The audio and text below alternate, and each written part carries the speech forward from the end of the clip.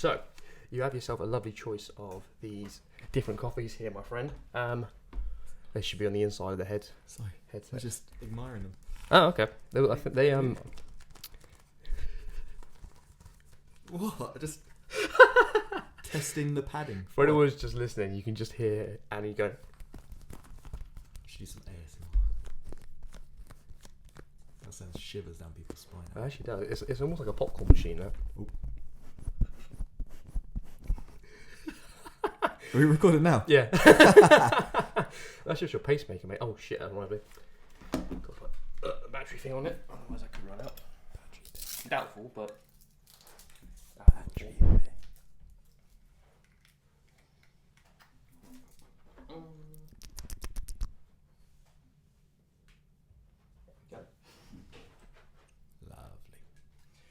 Sweet. Right, so you have yourself a choice of these. I was going to bring a menu, but I couldn't be bothered. So you've got You got the big dome ones. Yeah. Well, you know, you get more out of the drink for them there. So go by colour is what I would say. What would you think you'd like the look of? What's that? That's intensive. That's a good one. That's the strongest one out of them. Is it? Mm-hmm. Don't they have like a number on them that? The other ones do, but I mean, I've got. Do you want me to get you the little book for them? You sure? Which one did they have last time? You know, I'll get the book. I'll get the book. Doubles.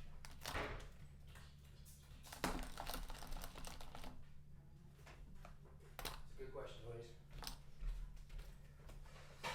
Hazy. Awesome. Is this a muffin flavoured one? That's the hazelnut. A hazelnut Yeah, mate. muffin. Here we go. Got the book. That was me thinking I had all bases covered. Nope. Master Origin Mexico. Ooh, that one's pretty fancy looking. Got a Colombia. Colombia. Sweet and fruity, says it. Colombian. Okay. Where's that on the scale? That's a 5 Okay. out of. That's the maximum. Do I want to go? It's like 11, I think, which is the intenso.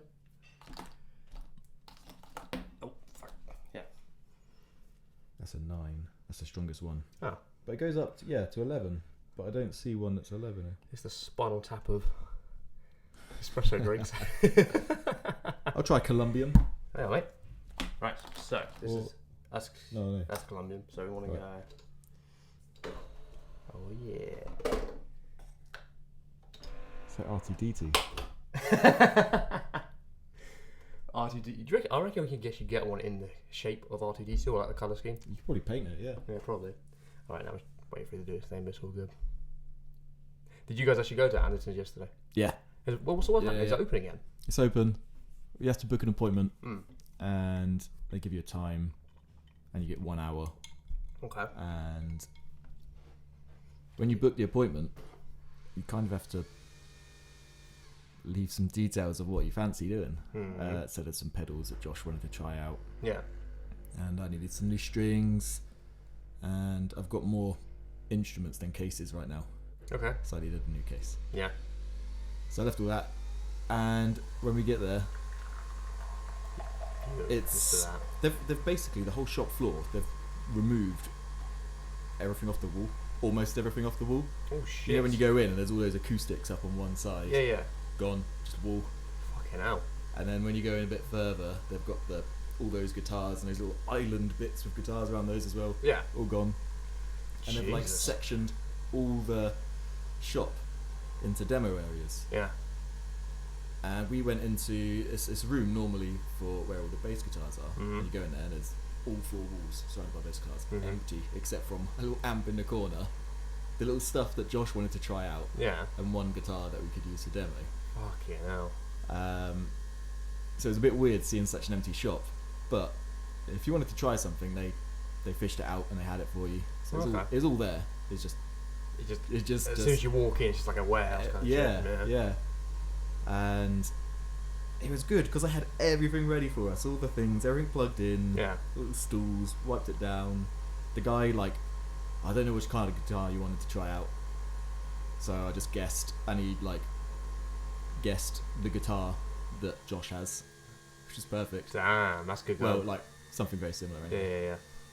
And we tried it out, and he popped in his head every now and then, see how we're getting on. Do you need to try anything else? Here you go, maybe this one. Give us some advice. Yeah. It's just really nice, really good. That is cool. Right, so that's yours. Ooh, looks like a Guinness. I know. So that's why I do this. Right, I'm gonna go hardcore with the Intenso. See what we get. I guess for them, it's gonna be a half of the reason that people buy, or any of us would have bought from there, is because how it looks, and you wouldn't know to look for it unless you saw it on the wall, and you'd be like, that's awesome, but you wouldn't have known that unless you'd seen it. Yeah, browsing is a big bit in shopping. Yeah. And Andertons do it pretty well. Out of all the music shops, they have the best service. Oh yeah, no question. And they don't make you feel like an idiot, or they're not like judging you. Can you really afford that? You messing me about? Yeah, because I think the only ones that I'm familiar with is either like the little boutique one we've got in the middle of town, which is everyone knows their shit and they love all their stuff, but it's really small. Yeah. But then you had the shitter one, which was bigger. You got all the stuff, but the people there, they know nothing about what they're talking about, and you're like, can't really win out of them, can you? We've all been to that big music shop where they know nothing. We know the one by the gym. They've got nothing in stock. Yeah, yeah. Or everything's just. We're waiting for them to shut down. Everything's just been unpacked and shoved on the wall, and they're like, "Is it tuned? Mm-mm. What's tuning?" You're like, "Fuck." Yeah, that place is going. I wonder what they do with it, because the warehouse space. It's a big shop. It's a massive storage. Yeah. Andertons is kind of in between.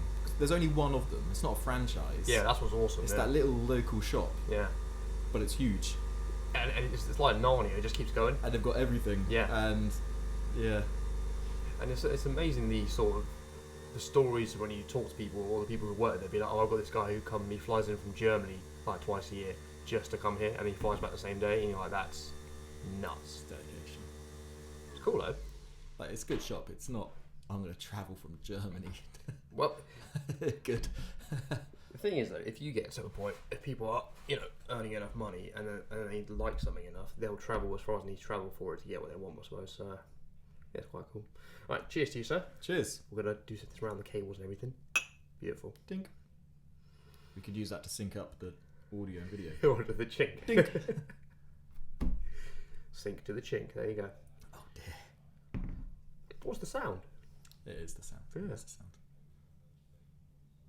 You got a big dent in your microphone already. What? Oh, that one. Yeah. Joke's on you. It's not my microphone. Okay. Who'd you steal this from? But no, it's Shaq's, because Josh didn't want to bring his new toy last time we were here, so he brought that one because Shaq left it over, and then he just left it here. Oh. So Shaq brought the one that he's got in his room, his house, and then he brought that, and then Josh just left this here, so it's fine. Because all I got is these two condensers, and then an SM52, and that bad boy. You're getting quite the collection now. Okay, that's not even mine. That's Dad's. So anyone who can't see, that's a Rode NT1A. But the problem with that is you've got obviously the big cradle for it, so I need another clamp like this to move it over. Otherwise, I'd be hanging off. But I mean, that sounds fine. And that would be pretty top heavy. It's gonna. Yeah, I know, it looks like it would topple over if it was like this. It'd be if I had like two of them and I could work an arm to make them face each other. And that's the problem with it, because of how the arm works. I either have to. The only way I can make it work from here, because of how the stands are, is if I had to tilt it so this bit's at the top. Otherwise, I'd have to have the arm coming from over here so that it can face you.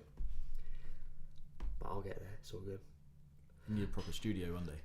I'll get there, mate. But I don't know what to do. Well, the thing is, we've had as you've seen, we've had a change of parent in the house. So I don't know. I'm debating what to do with sort of space, because this table was basically held on by prayers, pretty much. Spit and prayers. No, yeah, it seems alright from here, but the actual the legs at the top are just cracked and like torn. Right. I've no idea why. But we need to get rid of this, and we're going to do something. Like, we're going to put like a keyboard. Louise's got an electric piano, so we're going to put that over there. Yeah.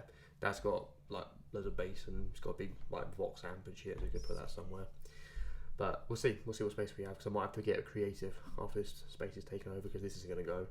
Which while it's a potential death trap, the space is perfect. So, but yeah. What about when you want to have dinner in here? We're going to get a smaller table for the kitchen, and whether I repurpose that for when I need it, and just move it somewhere else, or I don't know. I'll make the office as well. You do some cool in there. Yeah, we'll make it work. We'll move it around. Are you sticking in the same room? I don't know. I mean, I like this one because it's pretty, bland. I'm in your bedroom. Oh, no. I'll show you later. I've actually moved to the bigger one. I'll show you later. Sorry, no one else can appreciate that, but you get to see it. A private bedroom tour. You'll be the first to see it. You'll be the first to see it. First rate. Yeah, well, there's a reason we turned the camera off. Have you seen Josh's new room yet? I haven't. I keep seeing the pictures for it. I haven't. But he only shows like a bit at a time. Like I haven't seen the whole thing. Yeah, I should have gone in there. I dropped him off yesterday. I should have just let me in your house. But it's got like it's like a little studio section, and then like bed, TV. Yeah, you could probably. Where he's getting at, it might even be worse. Is it worse soundproofing? No, not really, because he just goes straight through Logic, isn't it? Yeah, it's not micing anything up or making any super loud noises. Yeah. Be nice to have the space. It would be cool though. Like, what would be your dream if you could have like the typical name of a man cave? What would be in it? The man cave. Ooh. It might be like if I had one, I'd call it a better name than man cave. But the dude hole. The dude hole. Yeah. Well, that's the name for it this episode. Andy Langdon and the dude hole. Here we are. I would. Well, you'd have to have a huge TV. No question. Like a monster. Like that or bigger? Bigger. That's cool. Pretty big, isn't it? How big's that? 50. That's got to be bigger than 50. No, I think so. I'm sure it's 50. George has got like a 60 or 65, that kind of crap. Yeah. It'd have to be huge. Yeah, we're talking, 60, 70, somewhere in there. 70 would be sick, yeah. And it'd have to be like the most amount of Ks you can get. Whatever that is right now. I don't know. 4.2, I don't know. Even though there's nothing that will play, I've got this new 8K TV. Nothing I watch is in 8K, but nothing's still. on it, yeah. But you would need it because it's your manhole. Your dude hole, sorry. Money is no limit. Yeah, exactly. Keep going. What else we got? You'd need like a crusty old brown leather couch. What, like that one I've got in the garden right now? Yeah. I'll show you in a minute. Like just like the classic brown leather couch. That's got to be like ripped and torn, with coffee stains and beer stains and shit on it. Like a bit like rugged and nasty. Yeah. Not disgusting, but just something that's already worn in, comfy and ready to go. Yeah, you want that cracked leather. And if you do like spill a beer on it or something, it's all right. Yeah. And it's fine. And you can just clean it and you're good. Yeah. Little beer fridge next to the sofa. Perfect. I like it. Like the little miniature one. You can get those in like funny designs. So you can get one that looks like R2-D2. Like a Marshall stack. Or that would be... Yes, I see. Yeah, I remember seeing the Marshall fridge. Those are sick. I would get one that looks like... I don't know. Oh, it would look like the flux capacitor in the DeLorean. That's very cool. Back to the Future. It's just a little triangle, isn't it? Just a little glowy triangle, yeah. Yeah, that's cool. And that would be cool. You know what? That'd be enough. Really? TV, couch, beer. You wouldn't put anything musical in it? Oh, maybe. Because again, there's no limit on space or money or anything like that. I'd maybe keep that pretty simple. Okay. Just cool. Just also, just because it's simple and easy, nothing to get complicated. Also, the aesthetic would look nice if it was just small little combo amp, like a boutique sexy one. They make 10 of them every year and they cost $5,000 each. Okay. Handmade by a small Chinese boy. One cable into another little handmade boutique guitar. Okay. This is just a room that I would use to pick up and noodle around on. Yeah. I would go crazy on it. Yeah. It'd be like your little Fender style tweed 50s or 60s style. Really basic amp, just like one channel. Yeah. Just a volume knob on it. Yeah. And maybe like a really old, worn. Actually, no. This would have to be the very first Fender electric guitar was this old Telecaster. At the time, they didn't have the name Telecaster. Okay. But if you look at pictures of them now, they're all like 60, 70 years old, and they're all beat up to fuck because they're just old. Yeah. And they look delicious. They look so good. Yeah. And they're this kind of yellowy, white, butterscotchy kind of colour. It's kind of faded and chipped over the years. And that would just look... Actually, I'd be afraid to play that. That'd be like a... Yeah, you want to keep that in a case. That'd be a piece you could just admire. Yeah. Look at. And it'd be like a big glass bulletproof case on the wall or something. Yeah, that's a good move. Or maybe an original, and then maybe a modern replica that I actually play. Side by side. Don't get confused. Yeah. Yeah. That's my dude hole. No. I've literally got to call this the dude hole now. This is fucking excellent. The dude hole. What's your dude hole? I don't know. I remember seeing this. It was a post from years ago from something, and it was basically like probably like a split level house. But so there was like so the house would be like 2 stories or whatever, and then you'd come from the top down these like stairs into. They'd open up the ceiling, so just one massive room. Oh, weird. But you had like this desk with like 6 PCs on it, this wall with like 8 TVs on it. There's like dogs lying around and shit, and there's just like 8 dudes just like that. And it's just awesome because there's like 2 of them playing a game together, another one playing online against someone else, 2 other guys playing a game, a few on the computer, some people with a pool table. And I was like, that's fucking awesome. I've got no ambition. Stuff I would add. Yeah, pool table, stick that in there. No. Hey, you said what immediately came to your head because what you would like. I mean, I like pool, but you know, not crazy about it. But it's just a bit of fun. Or maybe a bar in the corner. You got the drinks fridge. That's what you need. Now, sack off the fridge. I'd have a. Now we're getting into the no limits. A bar. Yeah, let's do it. Like a little short, with the beer, with a couple of taps. Yeah. So you can choose beers. And maybe the spirits behind. Yeah. You need the whiskey wall. Whiskey wall with a neon sign behind that says dude hole. It'd be like that pink neon sign, which is in that script type of typeface. Yeah. The dude hole. Yeah. And then a big one wall. The whole thing is taken up, racks and shelves. Those kind of IKEA boxy. Or the pigeonhole things. Pigeonhole shelf things. Yeah. Just full of like records. That's cool. Yeah. But in the middle, it opened up a little bit, so you've got the record player and the speakers and the shit. That is cool. You can just crank some tunes. Yeah. Drinking liquid in the dude hole. The pool table would probably be used as just a regular table. What, as in you'd have one of the ones that you could flip, or like the whole thing would just rotate on itself? Maybe it does flip, but we're just too lazy to flip it. Yeah, it's like a really nice table on the bottom. We just don't bother. And we just put all our drinks on it. And when we first get the pool table, we play it a lot, and it's good fun. Yeah. But we're a bit crap. Yeah. And the gimmick wears off, so we just end up using it like a giant coaster. And then we just don't. And then the felt is like ruined. And we've got like.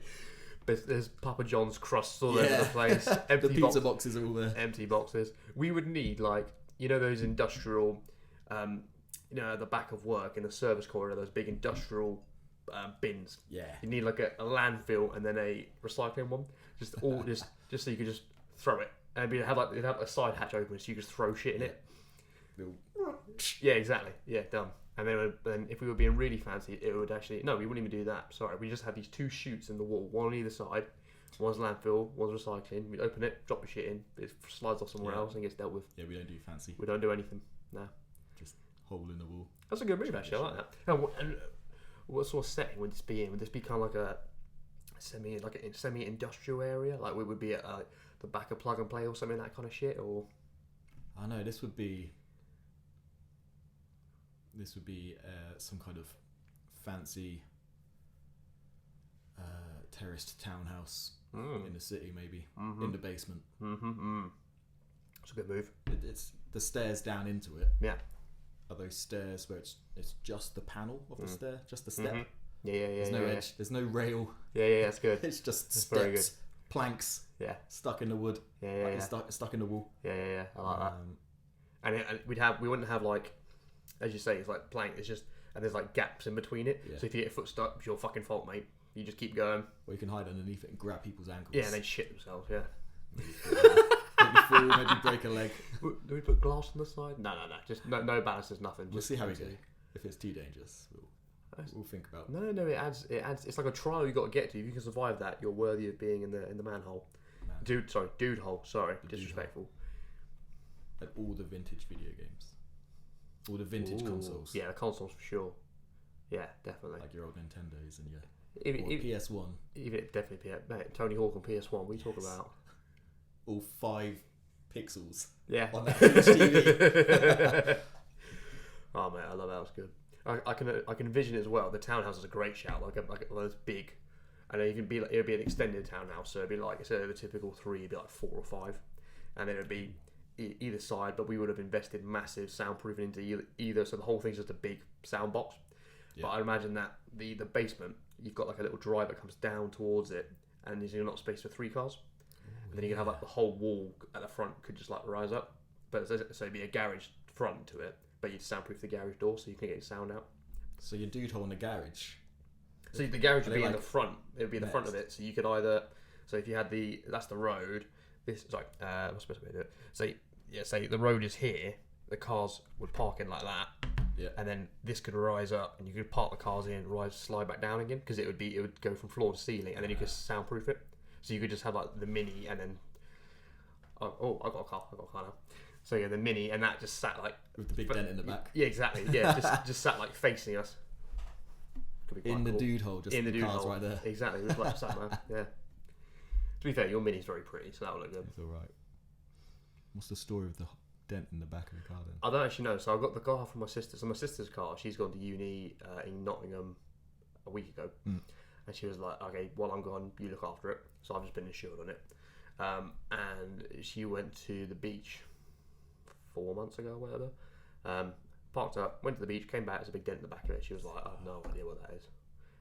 But from how it looks, it doesn't look like a car hit it, because then the bumper would have been fucked as well. Yeah, it's quite high up, isn't it? Yeah, so it looks like someone's like kicked it or headbutted it or hit it with a hammer or something, and then just walked off, and you're like, it's a very precise, random thing to do. I'm sure if you want to vandalise it, break a window or something, but I don't know. But I'll see if I can. I'll open the boot up, take off the inside hatch, and see if I can whack it out.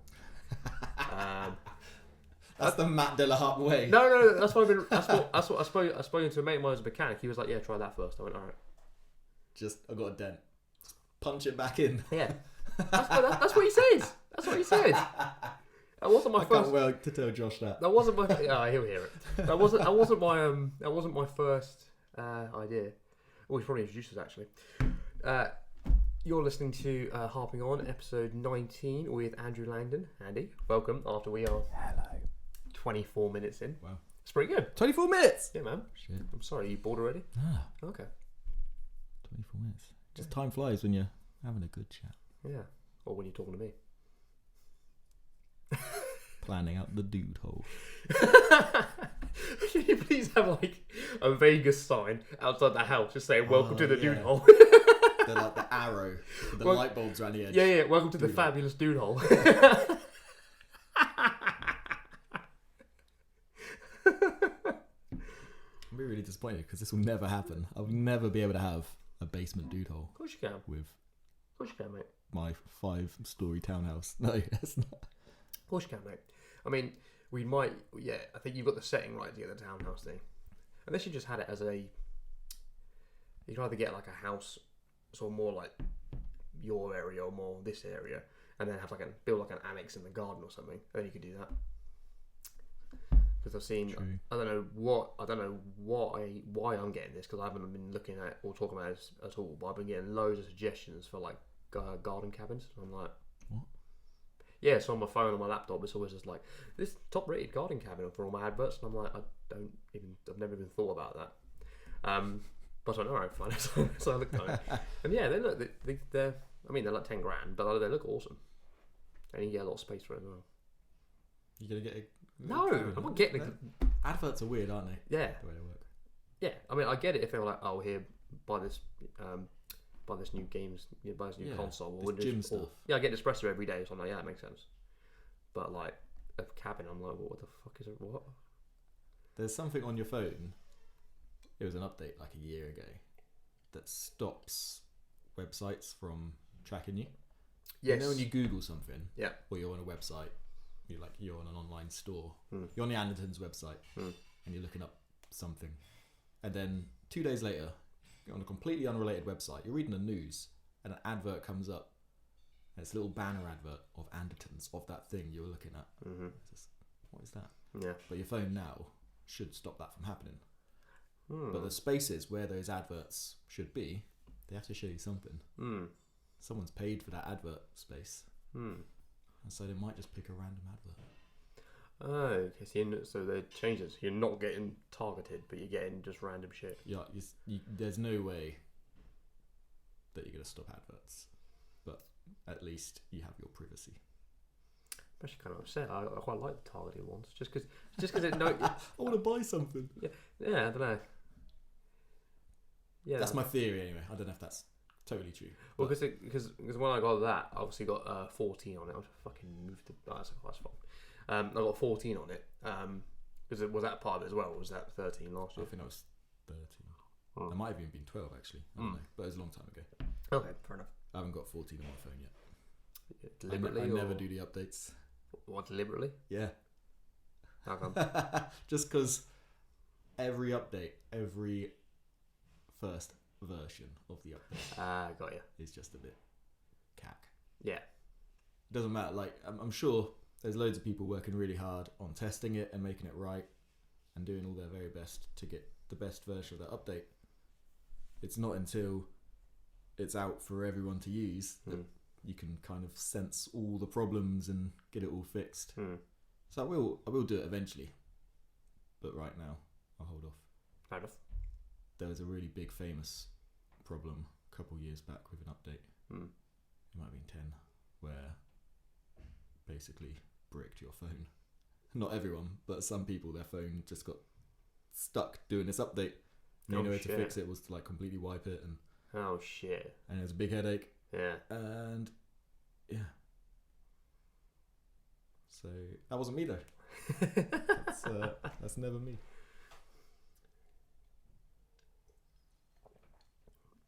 I get it as well because the updates, they take up a huge amount of space as well.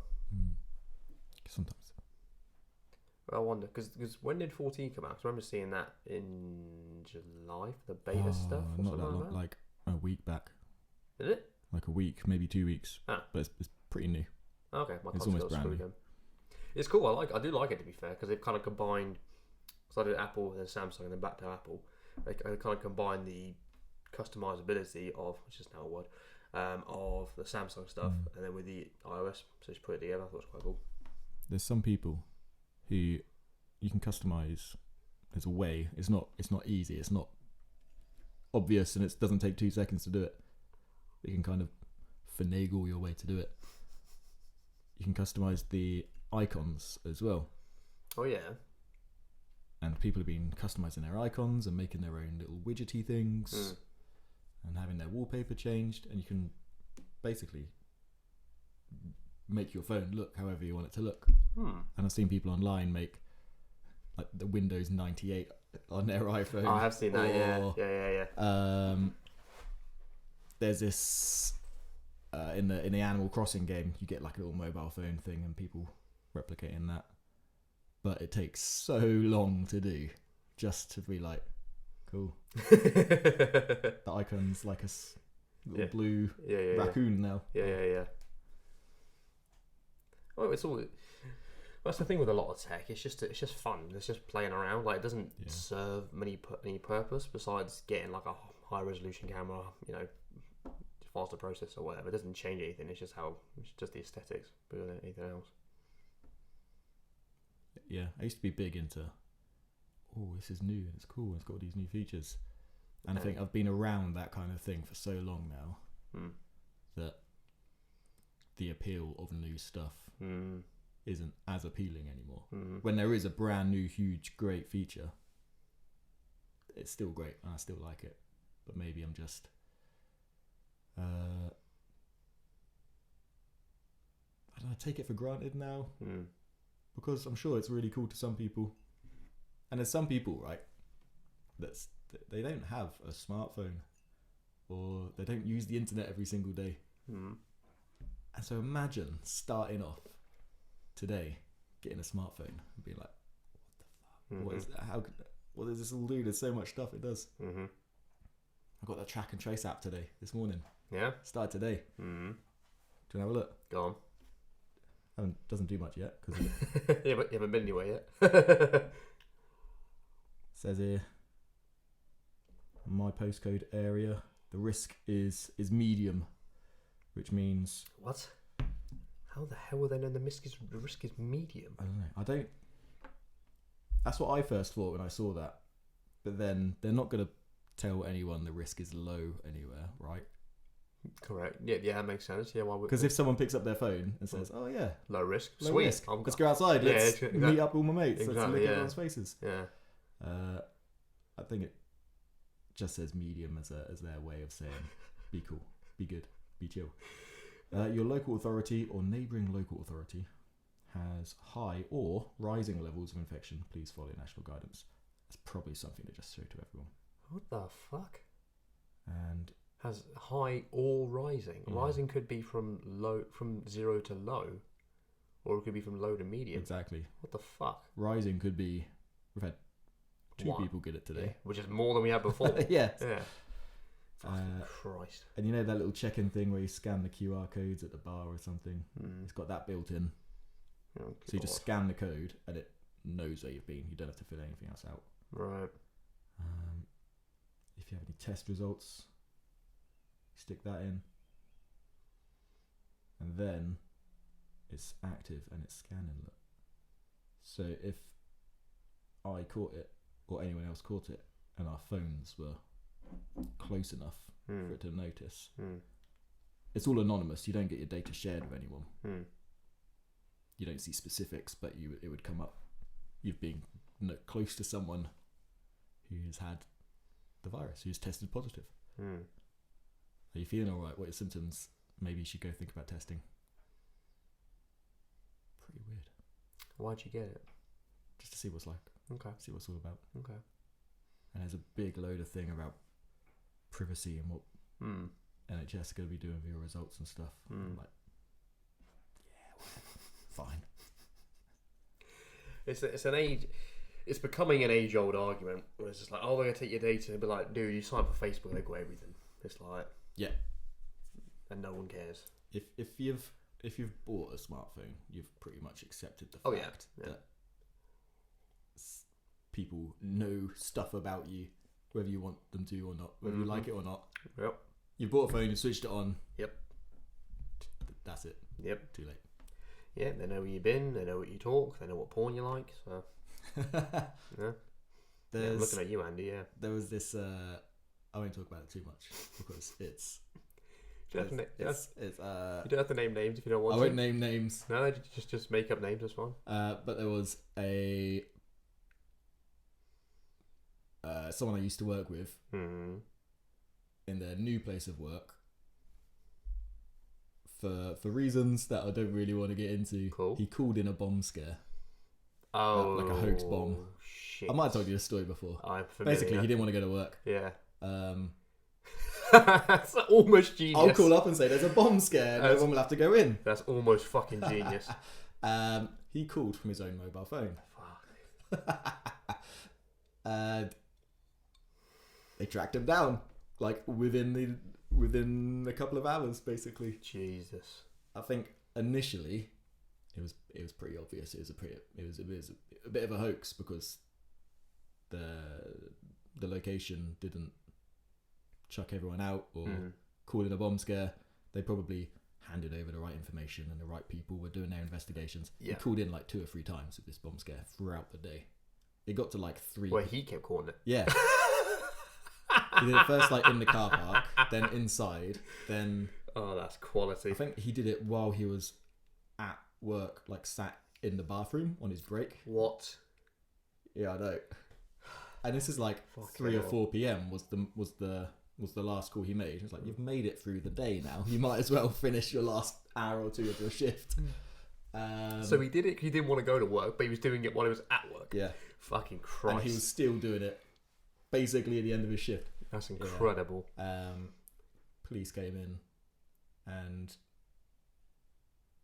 I wasn't there. I've heard people who are at like retell the story. So I don't know how true this is, but the police kind of basically picking him out at work. Or they at the very least they asked for him by name and knew his phone number and knew everything about him for the right reasons. And this is probably for the good. Yeah, the police and the government can know who everyone is, and this is how they stop bomb threats and crime and terrorism and all that shit. Yeah, makes sense. But what happened to him after that? He went to court, of course. Probably lost his job. I don't know. I haven't heard either way, but I'm pretty sure. He was at university as well, and they probably chucked off the course. I was dead certain he was going to get some kind of time for it, but he didn't. It's on the face of it, it's really minor, but it's just severely wasting their time. Yeah. And also, when he did it, it was the kind of time where he would have caused a lot of panic and stress. And this would have been a couple of months after, you know that time where there was like, it seemed to be every other month there was some shit going on in France. Yeah. Or someone in London driving on the pavement in a lorry or whatever. Yeah. And this was kind of that time. And it was kind of a pretty big hoax to call in. And he got some community service and he got a suspended sentence.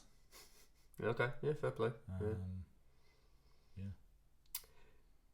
It's almost funny. Like, you're almost like, well done. But equally, the results he got is, that's funny, you fucking dickhead. It's funny, but fuck, you're an idiot. You're an idiot, yeah. But it's kind of idea you'd say to your mates drunk and be like, oh, that'd be really funny, and then you did it. You're like, what the fuck are you doing? Like, it was a joke. It wasn't serious. Yeah, you moron. It is a joke. Yeah. Damn. I do remember seeing people around that sort of time. I remember seeing who were actually getting like armed police presences. And you're like, oh, okay. But they weren't around for long, but they were definitely there. Yeah. And they started putting in the bollards and all that shit on the pavements and shit. Yeah, it's good. It's a good move, to be fair. When I've got another great story about armed police. Go on. So my we're doing well. It's dude holes and armed police. This is my last. When we were leaving sixth form, in the school I went to, there was kind of a tradition that on your last day of sixth form, you fuck about, you play some pranks. Yeah. You just kind of not vandalism, but you act like an idiot, and I think the school kind of expects it, and of course they say, don't do it. Like in years before, there maybe be a bit of innocent graffiti, like not even good, like a little one spray can and it says on the wall like "dick" or something. we had these two PE teachers. This is a couple of years. I was like in year 7 or year 8 when the sixth form did this, but they spray painted on the side of the gym these two teachers' names, like so and so fucks so and so, which is great.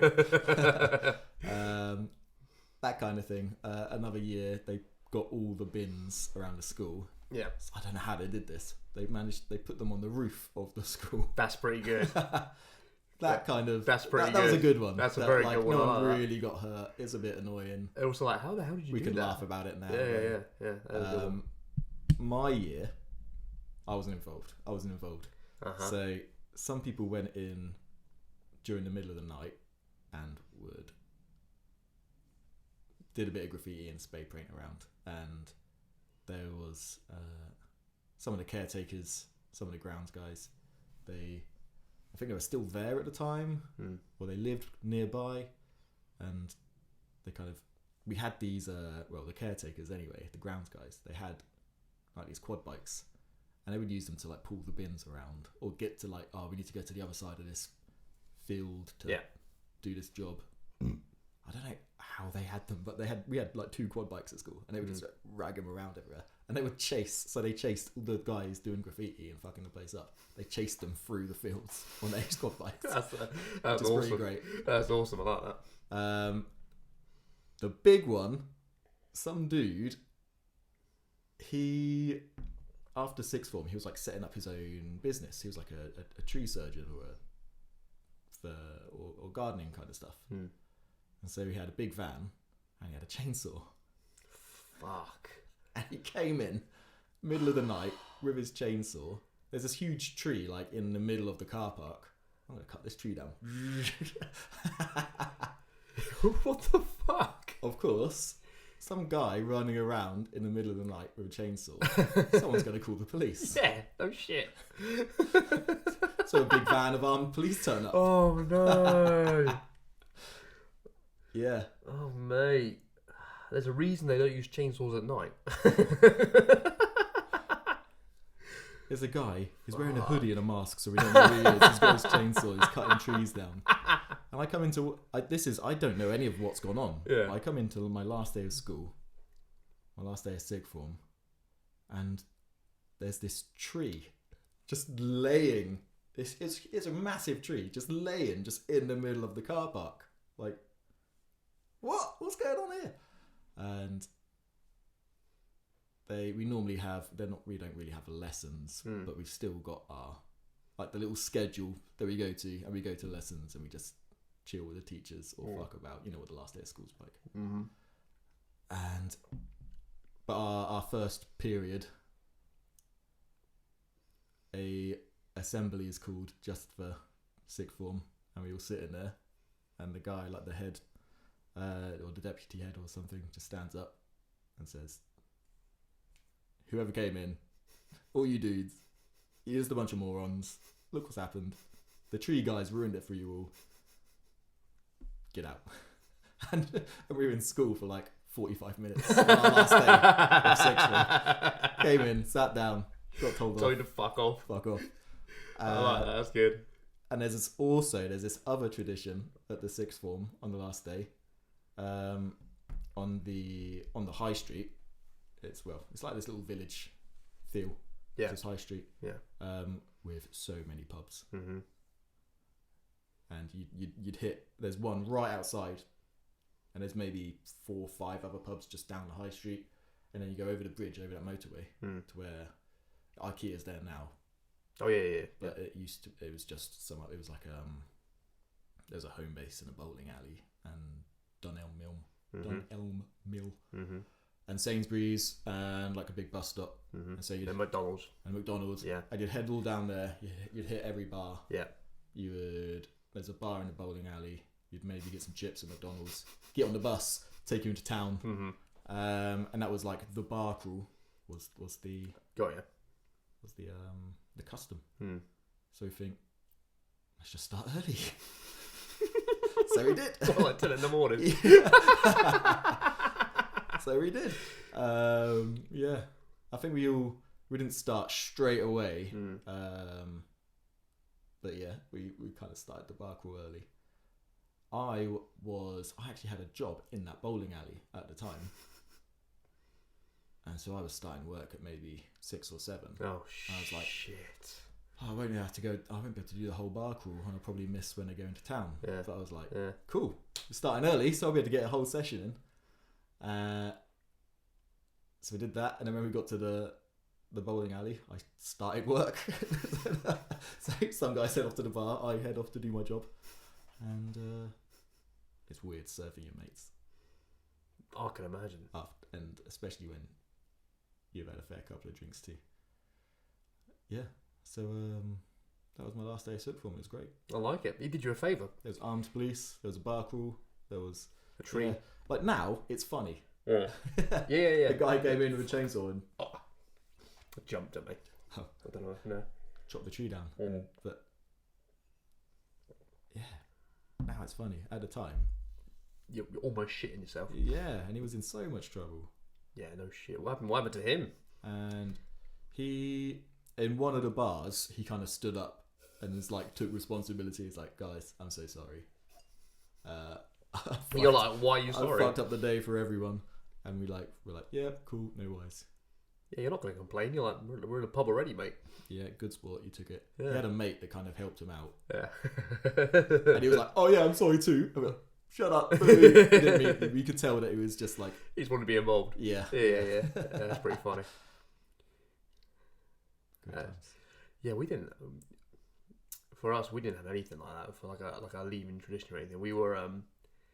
I think it's a general consensus from those of us who went to that school that we were the pussiest year of sixth formers. Like when we get to year 7, like when we first started, there's like gang warfare. There's like fights everywhere. There's ambulances, police. There's fucking people walking through the school with bolt cutters, and like, people are running from them. The sixth formers were terrifying. Like if you got in their field, they would chase you off, kind of shit.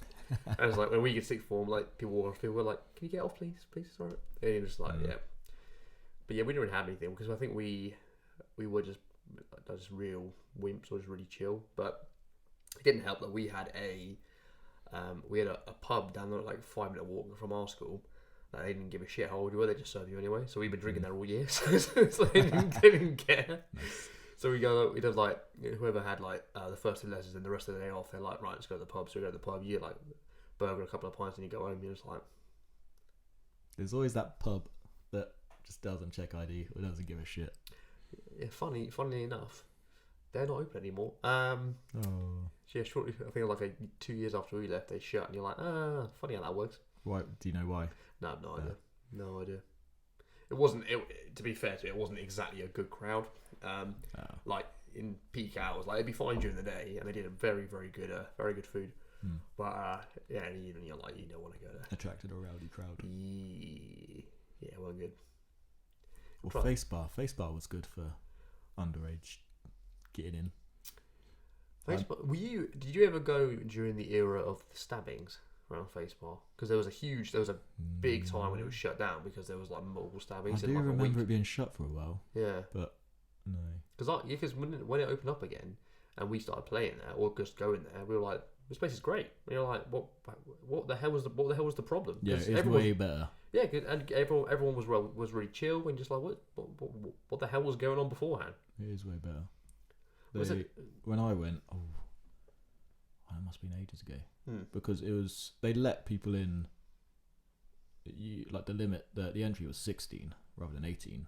I think that's because they had so much live music. They were just yeah. But then, yeah, obviously, if you wanted to be served, they still respected those laws. Well, that was the law. But respect it. Yeah, sure. I'm 18. Whatever. They didn't always check ID. Yeah, cool, man. Yeah. The guy on the door, just you could tell he didn't really want to be there. He was just like, yeah, fuck, just go in, whatever. And there was another place. It's across the road. It's still there. The Irish pub. Or it was like a boxing place. So the downstairs was the boxing, upstairs was the boxing place still there. You had yeah. So you had actually I don't know if they did where the boxing was. Because they did live music there. Yeah, that was good. Again, they just, I don't care who you are. Yeah. Come in. You can. Doesn't matter if you're 15. Your band can play. Sure, whatever. Yeah. And that got a bit sketchy sometimes. But those places, I would only go there because they're the only places I could get into. And then when you do hit 18, like, there are better places to go to. So I avoided them for ages, not because I didn't want to go there. It's just because that was never. Oh, Face Bar. Let's go to the Face Bar. That sounds like a good laugh. There was always somewhere better to go. When we last went to the Face Bar, we did that gig with Maggie Cassidy. It's the last time I went there. It's probably over a year ago now. Yeah, it was great. No, it was not longer. It must have been June, July, maybe 19. Yeah, a year and a bit. Yeah, it must have been 2000. Must have been 2019. Definitely, yeah. It's great. It was. I mean, it's still. They haven't like done the place up or anything, but it's a cool place to be. Yeah, cheap drinks. Yeah, cheap drinks. The good vibe. The people who work there are always friendly. The sound engineer is an absolute legend. Yeah, he's hilarious. I love that guy. Because he's he works for Virgin. He just like I don't know what he does, but he's like a account manager or something. But he's got I was chatting to him then, and he does that for a laugh, and he's got another residency in Place and Basingstoke. Okay. So he's just always at those two. But because we've over the years I played there over like 5 years, I want to say. And so he's always there, and it's just it's just awesome to see him because that's the only time I ever see him. But he's still just such a good laugh. I mean, he's just a real chill dude. Yeah. Soundmen are normally grumpy or drunk. Yeah, semi-drunk. Yeah. Disrespectful. Yeah. Rude. Yeah. Lack social skills. Mm-hmm. This guy. Yeah, he was cool. He was cool. He was very cool. Why is Soundmen like that? I don't know. Well, I could refer you back to episode 10 where I asked Josh. No, episode 8. Whatever. Because you know what Josh is like. Josh's temper is just like you say one bad thing, he's like, I'm gonna beat you over the head kind of thing. And he has a go at me for being violent. But I mean, he's just. I think it's we've had more than a few like almost bust ups with Soundmen just because they say the wrong thing, and it's like I can tell me and you were there just like just fucking leave it alone, boys. But him and Shaq was there like. So you said what, mate? I don't know why they're like that. I think it must be. Maybe they maybe obviously they like music because they wouldn't do the job. Yeah. But maybe they're like failed musicians, and this is the closest they can get, and they get real upset or jealous or envious or whatever it is. Yeah, quite possibly. Yeah. I mean, I get it. Fair enough. Imagine being like the love that you have for it now, but you don't have the same ability you have. Like imagine that, and you're just trying to. I don't have the talent or the success or the good looks or the hair. So I sit behind the mixing desk so no one knows who I am. I have to sit at the back and listen. Even though I'm responsible for 30% of the sound here. I have to listen to shit bands, or I have to listen to bands way better than me that remind me. Exactly. Yeah. So I get it. I mean, there's like they probably deal with a lot of shit, actually. Oh, definitely deal with a lot of shit. I like to think I'm pretty easygoing. When I get to a gig and I get to a venue, I as long as I can hear myself, like I've got a good mix, and I trust that the sound man is making the house mix sound good. I'm cool, and I'll make sure that I won't leave shit anywhere I don't have to, or I'm not going to get in anyone's way. I'm not going to kick up a fuss about anything. If there's a couple of free beers, cool, but I'm not going to go mad. I like to think I'm easygoing, but I'll get I bet they get some dickheads. Well, I don't think you and Josh were there, but when we did the last gig at Plug and Play with another local band, I won't say who, but me and Shaq were there early, and they were doing the reverse soundtrack, so they were getting set up, and they were dicking around for an hour and a half, and you could just see the sound guy like, I want to kill you, and then myself, kind of thing. And I just felt sorry for him, so like these guys are just being a pain in the arse, and they're not being respectful. Were they just like taking ages or making stupid requests? Stupid requests, and they kept telling him how to do his job. Kind of thing. I'm just like, just leave him to it, mate. Just leave him to it, because it got to a point where he was just like, I'm not going to touch it. I'm going to stand over it, and you do it. He's like, I'm not dealing with you talking to me like that. I'm like, Jesus, because they were being, and because they had we had in-ear monitoring. They had the same thing, but they had ones that were it was like a dual system. So you had to get to one frequency and then get another one for the input and the output. And he was like, "Why the that's unnecessarily complicated? Why have they done that?" And they were treating him like an idiot. And like me and Shaq were like, "Well, we've never heard of that either." So like, because obviously we had the mono, was they had like a weird shit going on. And yeah, they were just treating him like an idiot because he didn't know about this really niche.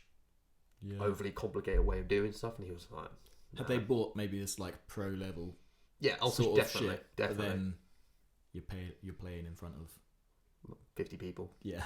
Oh, definitely. They put big money into it, and like they come with all the flight cases and shit, and which makes sense. But like they have flight cases for all the little gimmicky shit, and you're like, what are you doing? Just put it in the bag. Like, well, they were at that level where, yeah, sure they were touring about and they'd sold out a few places, but these weren't. And they're not very big places, and they weren't like on the cusp of greatness. Yeah, they were starting to get attention, and I think maybe that got into their heads. Yeah, for sure. They seem like just grumpy guys. Because had to borrow a guy's amp for that day, and he seemed like this is all agreed in advance. That's pretty standard for basically every gig. Yeah.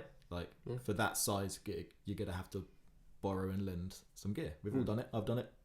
I've lent gear and I've been happy to. I know what it's like to have to borrow someone's stuff. And he seemed really reluctant and grumpy to. And then also he wanted to spend about half an hour teaching me about how his amp work. Oh fucking Christ! It's an amp, mate. Jesus, calm down. It wasn't anything complicated. It didn't need. Yeah, it's not a Kemper. Like, you need a manual for a Kemper. This was an analog amp. You plugged in. There's a couple of EQ knobs. Yeah. That was it. Yeah. And also it's basically the same thing that they had. They have a Pirate, and it's very similar to a lot of amps out there. So, and I've been doing this for a while. Pretty much know what I'm doing. It's like, oh, fuck off. Do you want me to use it or not? Because it seemed like you don't want to lend this to me at the same time. You're telling me the history of where you bought this thing. And yeah.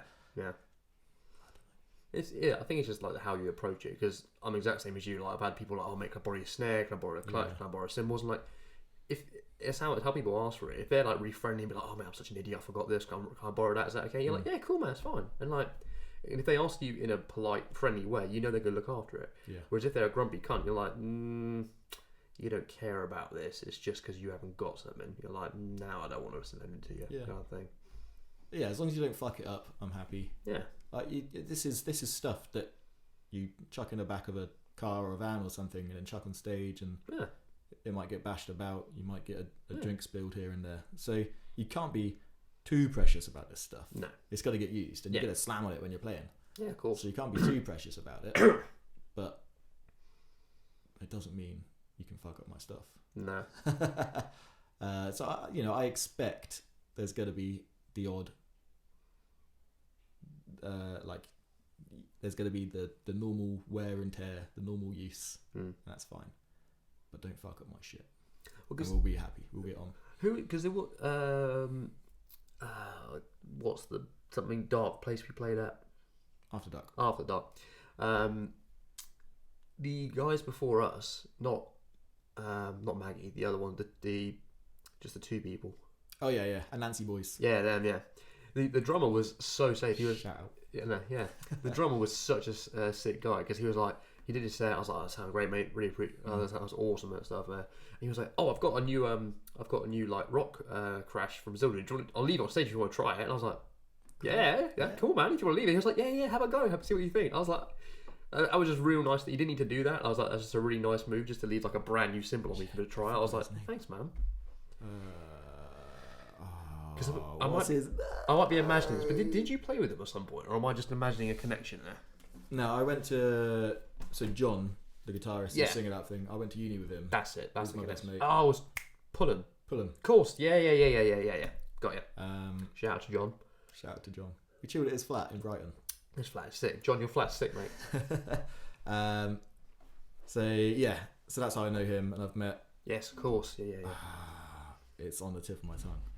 Joel the drummer. I'll have another. I've chilled with him a few times as well through John. Yeah.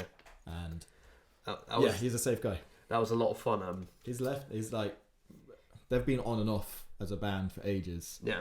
And after that gig, they were off. I don't think they had fun. I don't think they enjoyed it a lot. Well, the gig. Yeah. I mean, fair enough. When you're first on, it is difficult. Yeah, and also, to be fair to them, they said they hadn't done that kind of shit in a while, so I'm like, fair enough. That was their first gig in ages. Yeah, fair enough. The last gig they did before that was absolutely awful. Yeah. And it's been months of nothing. And let's get together and do one last amazing gig.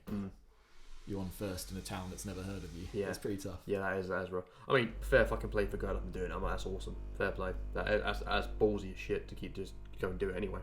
They're back again. Well, John is back, and it's Joel was off doing some other stuff anyway, so that's why they're on and off. Got it. So John's brother is actually with John now, doing some cool stuff. Cool. They're writing right now, I think. swing. Yeah, that's cool. I like John's flat. He's got it's very eclectic, but I like it. It's very nice stuff because he's got that. It's a modern flat, but he's got all like the wooden furnishing to it and like all this just like classic sort of little shit to it. I really like it. Yeah. Well, he hasn't. When we were there, he'd only lived there for less than a year. I think it was, or maybe coming up to a year. Yeah. And he still hadn't got like the basic furniture and shelves. So there's like boxes and things laying around in places. And I'm heading up there tomorrow.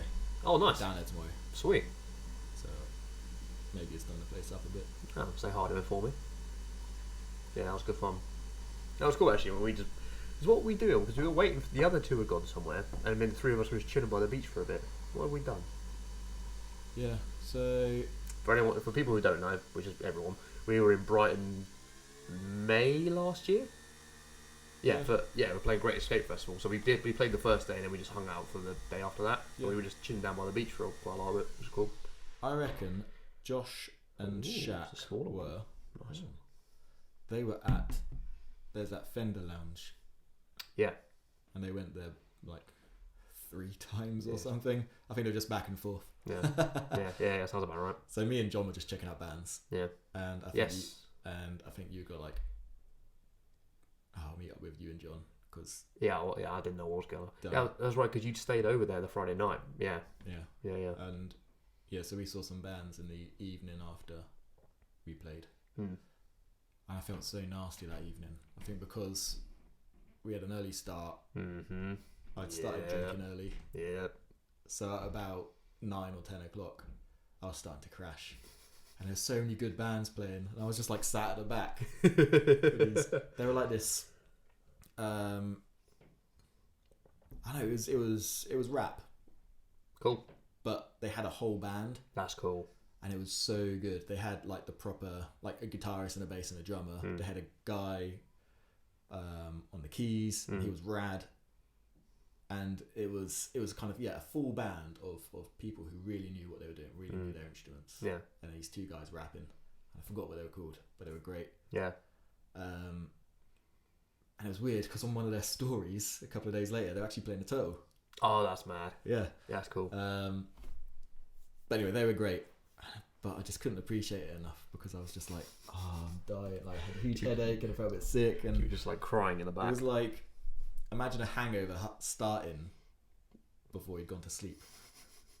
I know those. Normally you wake up in the morning and you're hungover, but this was like, no, hangover starting now. Yeah. Oh, I know those from. I think I did that on my 18th birthday actually. It wasn't good. It wasn't fun. Yeah. But in the morning, there's no hangover, so at least you could start the day fresh and nice. And we saw a few more bands that day. And met up with you. Saw Friendly Fires. That was great. Sick. That was very good. That was a good festival. It was. I'm thinking I'm wondering if we missed out anything on the Sunday because we didn't go back. I can't remember there being anything on Sunday. Was it a 3-day thing? I'm sure. It might have been Thursday, Friday, Saturday, or Friday, Saturday, Sunday. It was definitely 3 days though.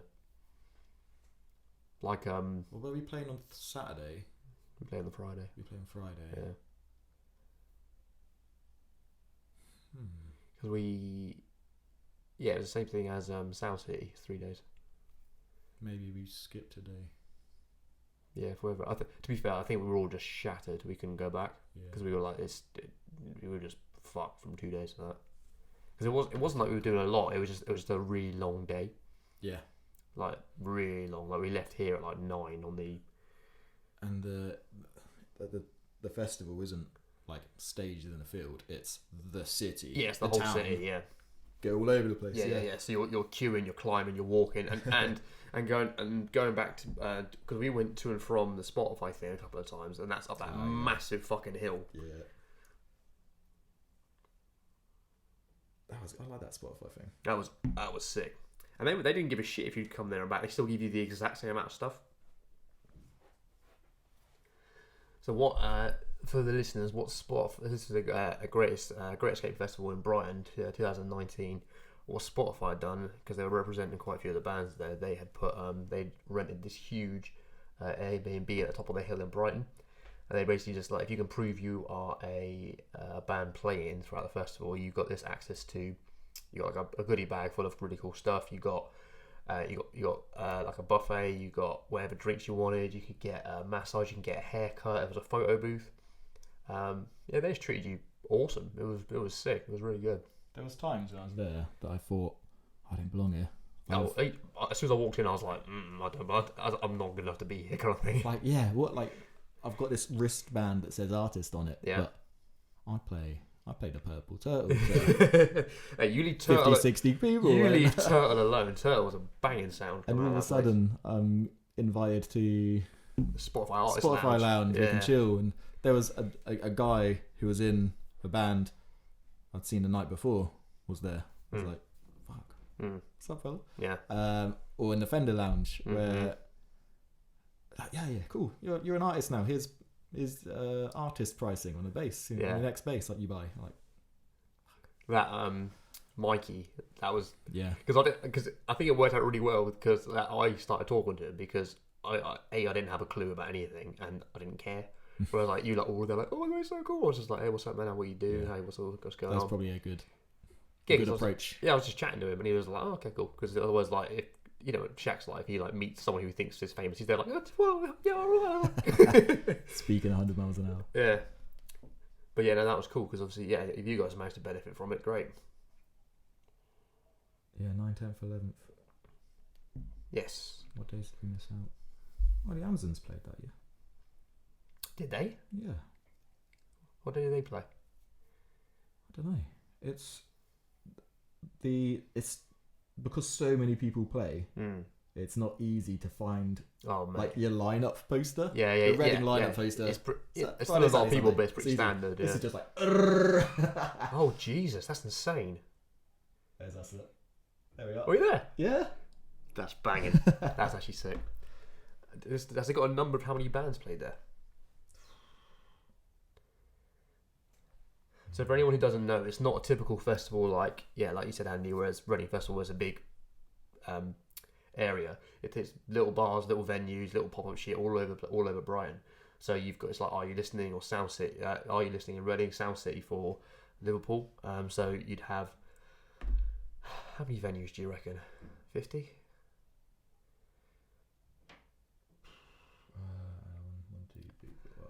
Let's say 50. So you've got all these venues all over the place, and there's maybe I'm not counting all those. There's like 10 bands per evening on each venue. So it's hundreds of bands playing.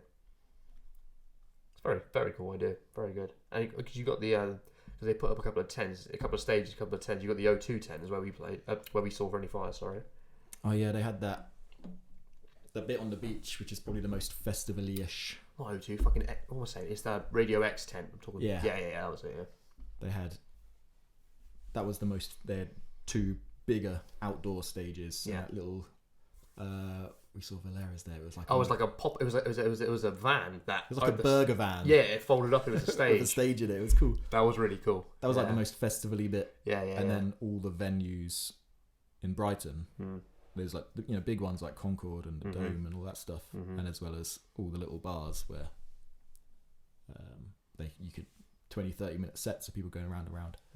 That was some of the best place, and some of those little venues where sets were only 20 or 30 minutes, and you saw a lot of people, and it's nice because they only play their best shit. Yeah, and there's no getting bored or waiting for the next band to come on. It's just like hit. It's really cool. Yeah, 15-minute changeover, hit again. Yeah, it was good. Because we played with under Mike stuff. So we had Third Lung. We had. They're always good to see. Yeah, I mean, Tom's voice is always a fucking marvel. I can't remember the other ones there. There was a match. I want to say Matchbox, but that's the wrong name. It was something like that for one of them. Anyway, but we played with a few other people there, and that was a good show. I really enjoyed that. Yeah, that was fun. What the fuck is that? Just like scanning through filters on Instagram. Okay. Anyway. Okay. Whatever makes you happy, mate. Because I've got it listed here somewhere. Here we go. Mellow Gang, Driftwood. That's it. Yeah, and Third Lung. Yeah, Driftwood. Mellow Gang were good, weren't they? Whatever. That's where that guy had like 3 or 4 keyboards and he was just like jamming out. Yeah, they were good. They were real good. That was real good. When did we play? Yeah, Thursday. We played on Thursday. Oh no. Oh, it was a Friday. That's just general. It said it was just saying Thursday to Sunday. Or Thursday to Saturday. It wasn't when we actually played. Oh, okay. Yeah, Thursday, Friday, Saturday. 2:15. Yeah. Mm-hmm. So we probably left. We left here at 9. I remember that. And we drove down just because we wanted to get there early and do a few bits. Get there early because we had load in and we had to get the wristbands. Yeah, load in, park in, fender. So we just had a little wander. The first band went on about 1. Yeah. So we had to get there before that. It was like 12 or something. And they had their sound check. Yeah, we probably got there about 12. Yeah. Started drinking straight away. Mate, I'm such a fucking idiot. So so we're going down. So it's Brighton. So it's M4, 25, M23. So you got to get off the junction on the M23. The junction to get off, I went past because I was going fast. I was like, shit, I missed the junction. Yeah, we've all done that where we're chatting and we're like, fuck. Yeah, so we go down the next junction, come back up, get off, go to Brighton, cool. I do the same thing the next day because again we're chatting. I'm like, bollocks, this is happening again. So I go down next junction, come back up. A week later, I get a speeding ticket for that junction because I'm like, so it's like 11 o'clock in the morning. It says it's timestamp 11 in the morning, 10th of May. Oh, you were going 70 and a 50. Because I was like, oh, bollocks. Because need to make up some time. Yeah, it's not even. Yeah, I've done going slow anyway. But you know, those stupid ones where it's got the temporary speed check shit. And it's like it's just the red circle with a 50 in it, and you're like, oh, there's no speed camera here because they're just doing roadworks or whatever. It's the average speed thing. Yeah, but it's not because they're doing the stupid smart motorway shit. So they got this going to take them years. So they put the cameras in. I'm like, bollocks. So it's like, okay, pay the fine, whatever. The next day I get another one. That's the same because I missed the junction there's 2 days in a row. I did this doing the same speed 2 days in a row at the same fucking time in the day as well. So I was like, they were like, yeah, pay the fine and go do a speed awareness course. And I was like, oh. So you get points for that? Yeah, I got 3 points. Yeah, because it was speeding both places within a short period of time. I was like, oh. If you do the awareness thing, do you get points? So it's do you get fined? So here's the thing. There's like a kickback if you do that course, right? Yeah. So so here's the thing. It's the first one is you get a fine. The second one you get a fine and 6 points, or you pay another £100 and get 3 points for doing the awareness course. So they're like, obviously you end up paying £300 and 3 points in the awareness course. The awareness course was so fucking boring. You're like, I think my sister's done that before. So boring. And she's like, some people there are just really bored out of their mind and not taking it seriously. There's some people who are like, they play you like dodgy videos of crashes and there's people there like white with fear. There was like 5 or 6 people there who were like arguing, and I'm there like, right, just shut up, and it means we can leave earlier. Get this over and done with. We can leave earlier. But there's people, and you're just like, why are you arguing? This isn't the time to dispute whether you've been caught speeding or not. Yeah, and it's funny because the people who were doing it, they were pretty cool, and they were just like, look, we are here, we work for this. This isn't our main job. We work for the TFL or whatever bullshit. Yeah. Whatever the DVLA, sorry. And they're like, look, this is just an aspect of our job that we have to do. We all take turns doing it. Yeah. Don't get angry with us because we didn't give you this stuff. We don't make the rules. We're only here because this is part of our job. We're here to show you stuff. And that's it. And like we're here from 10 till 4. That's the time. If no one interrupts and no one gets angry, we will make this go as quickly as we can. Okay. Yeah. Obviously, no one most people listen, but there's some idiots who don't listen. And they're like, I didn't do this. The sign wasn't clearly posted. And they're like, why are you talking to me, mate? I can't change it. Yeah, it hasn't got anything to do with that anymore. Nothing to do with me. That's too late for that shit. Yeah, literally. That little average 50-mile-an-hour thing on the M4. Oh my! I'm scared of that because there's so many times it's really difficult to stick to 50 on the M4. And that particular corridor, because they're doing shit either side, it's really narrow. It's real narrow. Yeah. Because they cut the lanes up so they can do work, and you're there like, I'm gonna scrape someone else's car. Yeah.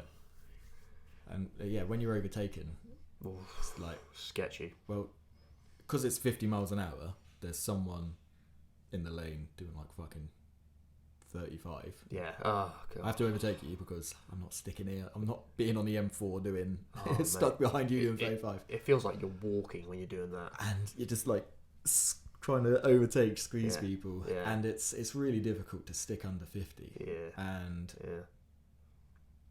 I'm just waiting for my speeding ticket to come. But mate, the Mini is a perfect car for that though, because it's low, it's zippy, it's not particularly wide. So you're there, it's like That's it. It is good.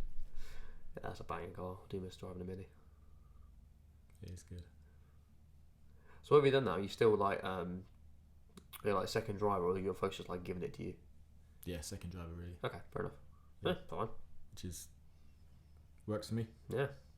I don't drive to work, but I mean, like, I should be on holiday right now. Me and Josh are supposed to be in Florida right now. Yes. But that sucks. So Star Wars land. Star Wars land. Yeah. So I've got 2 and a bit weeks off. Cool. So I've been just doing stuff. So shit, I forgot with this time of year. I was thinking it was August time or something. Damn. So I went to, there's this place called Portland Island, or the Isle of Portland, which is near Weymouth. And me and Natalie went down there over the weekend. We did this little surprise holiday thing. We're useless at deciding where to go, and there's this website, and they like find places for you to go on holiday. But I don't tell you where you're going until the night before. That's cool. And we've used them once before, and they took us to somewhere in Spain. Yeah, that's very cool. They do a great job, and they're not like just filling up. I've heard of companies before just filling up, who give you cheap holidays, and then they fill up just old. Oh, this crap hotel's got a spare room for that weekend. We'll slot you in there. Right. They actually find somewhere nice for you to stay. Yeah. And it was great. So I'd never heard of Portland. And you open this app that says, there's a little countdown. It says, right, you're going to Portland. The only Portland I know of is in America. And I'm like, you're like, so I can't go to for Florida. 3 days? You're like, I can't go to Florida, but I can go to Portland. Yeah. And then there's Oregon, like a map and an address of where you're staying. That's Oregon, isn't it? Yeah. Christ. Yeah. So that was a good laugh. So used the car, drive down there. That is cool. Went canoeing on the ocean. That's cool. Which interesting. It wasn't as scary as it sounds. Oh. There's this kind. It wasn't like wide open ocean. It was kind of like a little bay. Couple of miles of cove. Yeah. Yeah. Was it fun? It was great. Yeah, that sounds cool. It was great. You could probably see him sunburn a bit. I just thought you were just blushing. Oh shit! Yeah, I can actually see that. You're peeling a bit there, mate. Just like up in the old receders. The old receding hairline bit. I can say another thing. Last time you were here, when it was just me and you had a full mop. Yeah. You looked fabulous, mate. Not sure. Yeah, I'll get the beard back, so you know. I think I'm just trying to keep it like I still have the shape, but keep it as short as I can. You should do like little devil moustache. What? And that's it. Triangle patch on the chin. It's Van Dyke. No, it's a goatee. Oh, it might be Van Dyke. I think Van Dyke has a goatee without a moustache. I think. I know, that sounds right actually. That's a weird look. Just having that. That's a really just that by just itself that. is weird. It's you weird. You need the moustache. You do. One of them. Yeah. And a cigar. You do. It's a cigar. A cigar. You said it with a Mexican accent, yeah. What does Arnie call them? I don't know. Cigar. Oh, I can't do it. No, he's got a special name for it. For his. Oh, I don't know. I can't say cigar in an Arnie voice. Cigar. I don't know. He's got a totally different word. Oh, right, okay. Like might begin with a D. Oh, it's a good laugh. I'm trying to think of like little quaint holidays I've been to. I went to this place. It's like my ex years ago. This must be 2014. There was this tiny little village outside of like Barnstaple in Devon. Well, not outside of it. Barnstable's like the nearest place to get to, and that's like an hour by bus. Wow. But at the time, neither of us were driving, so we started driving like 2 months later. 3 months later. Yeah. And it was a tiny little village. So we had to get like a train from here to Exeter, then from Exeter to Barnstaple, then a bus from Barnstaple to this little place, and then had to walk 40 minutes from that little village to the little Airbnb. Actually, we weren't driving, and we were there for like a week. So we were carrying these bags, so like but proper heavy, and I just remember getting furious. Wouldn't that take all day to get there? It was a whole day journey, but once you get there, it's like this farm, and they've converted like an old barn into 3 Airbnbs. So we were like the last one on the right. We go in, but it's just this gorgeous little like brickwork exposed beams and shit. They got like a mezzanine balcony at the top with like the bedroom over there, and it was so nice. And so like just off the grid and out of the way, and like there was like these two dogs that were just like farm dogs because they had access to the whole farm. They just spent the whole week with us. They were following us around. Like we go for walks up like down this little river, like little stream and everything. It was just real chill, just way off the grid. It was cool. That's what you need sometimes. Yeah, but I was just like, if I look back at now, I was like, fuck, I fucking walked. We didn't drive there. It took us like 6 hours, whereas like you drive it's like 2.5. But yeah, they're just like, fuck. Surely that train. Was it one train? Two to Exeter, yeah. Sorry, one to Exeter, and then we had to get from Exeter to somewhere else. I think it was Bath. No, we had 3 trains. Yeah, 3 trains because we had to get the main one, then like another little one, and then like this one that would look like everywhere. Well, it looked like an old fucking like steam one. It looked like that, but it was fun because it's just way off the grid. It's just real like cozy. It was cool. So yeah, it's nice going to Florida and doing all the big shit there and finding something fun to do every day. Florida was fun as well. That was good. But sometimes it is good to go to the middle of nowhere, in Devon or wherever. Yeah, and just have a chill holiday. Yeah, Florida, as you say, it's just 2 different things. Florida. I've done the Florida thing for 2 weeks. That was sick with my family. So you do like Universal Studios, Busch Gardens, SeaWorld, all that crap. Busch Gardens is dope. And it is fun. But yeah, it's just a different holiday because you're going there to do a lot of stuff. Yeah, you're there to see things and do stuff. And they're ridiculous roads, ridiculous vehicles, huge food sizes. Jesus Christ, those portions.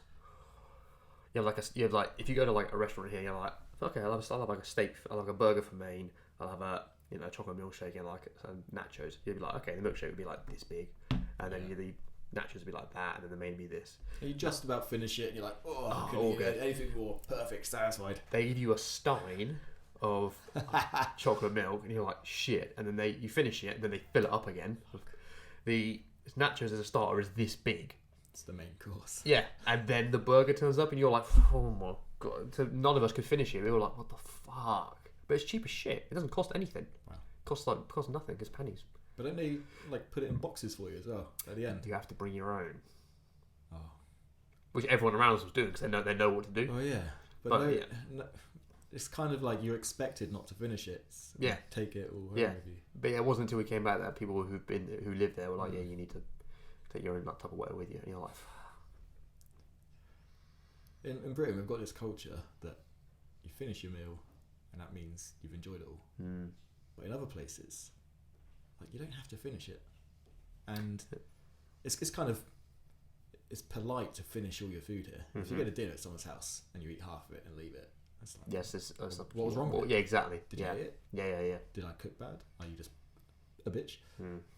But in other places, it's all right to not finish it and bring your Tupperware box here. See you later. Yeah, I quite like the idea of that because on the face of it, I was like, this is fucking weird. Then thinking about it, I was like, that's actually quite good because again, you don't pay a lot for it, and they've made you lunch for tomorrow. Like I've got 2 days worth of food. Yeah. It's like I quite like that. It's a nice idea. You get a takeaway pizza. Yeah. I want to finish it all, but it's a lot of pizza, and also if I leave some, that's lunch tomorrow. Yeah, man. I love that with all takeaway stuff. Yeah. Some people buy it a lot deliberately to be like, yeah, I've got food for tomorrow. It's great. Done. What's your favourite out of that? Leftover pizza, Chinese or Indian? Oh, leftover pizza for sure. I'll go Chinese. Noodles the next day. Oh. Leftover Chinese could be good. Leftover Indian is a bit questionable. Depends what you go for. Like it's all very saucy and gloopy. Yeah. Last time you were when we had the party here. Yeah. Me, Josh, and Jess got Chinese. Josh was like looking through the menu. He was like, "Oh, what's mushroom curry?" He bought it. He ordered it. Bought it. Lifted the lid and went, "Oh, that's what it looks like," and just put it away. And I was like, "What the fuck?" He's like, "Oh, Josh, I just wanted to look at it." I was like, "What the fuck?" Just wanted to look at it. Google image, mate. Yeah. But he just left in the fridge. I was like, I don't want a mushroom curry. Because it was like, this is weird. Mushroom curry. Like a cold mushroom curry? Yeah, I was like, nah. Well, that gooey, saucy stuff, you're supposed to have it hot. Yeah. Like, and it's from a Chinese as well. So if I want a curry, I'd go to fucking India and I wouldn't get a Chinese curry. Takeaway stuff, you don't want to leave it too long either. No. Oh, no. It's like, yeah. It's not going to end well. You have it the next day. Yeah. Any longer. Mm-hmm. You're making friends with the toilet. If that's where you want to be, that's fine. Nah, not for me. No, yeah. Have you ever had any like bad food poisoning before? Yes. But it wasn't from a takeaway. It's from my own mum. So I know this would have been 2009, and I was going to go to Canada with school for skiing. No. And she makes me this like pasta pesto thing, and so I was like, yeah, cool, it's all fine. And then like I go to bed, and I'm just like, oh, I don't feel very good. I go to the toilet, and they're like, oh, and I'm just a bit violently ill, and I'm like, oh, okay, whew, must be just nervous, whatever. Yeah. I'm being sick from 9 till about 6. Oh shit. And I was like, what the fuck? But it says the pesto had gone off, but it had been sat in the fridge for weeks. And so she gave me that. I think it was literally just me who had that because no one else had a problem. Did you miss your holiday? No, Mum was like, okay, he's just coughing up, like there's nothing left. It's just dry heaving. So what we're going to do, we're going to tell school, we're going to give him a bag, we're going to put him on the bus, and then he can go because there's nothing left in his stomach, so he'll just be good all out. Just don't eat and hold this bag. Yeah, literally. So I told school's like, yeah, we'll look after him, it's fine. So they put him on the bus. They give me to this other kid who's like, yeah, they got to look after him. He's like, what the fuck? Why am I doing it?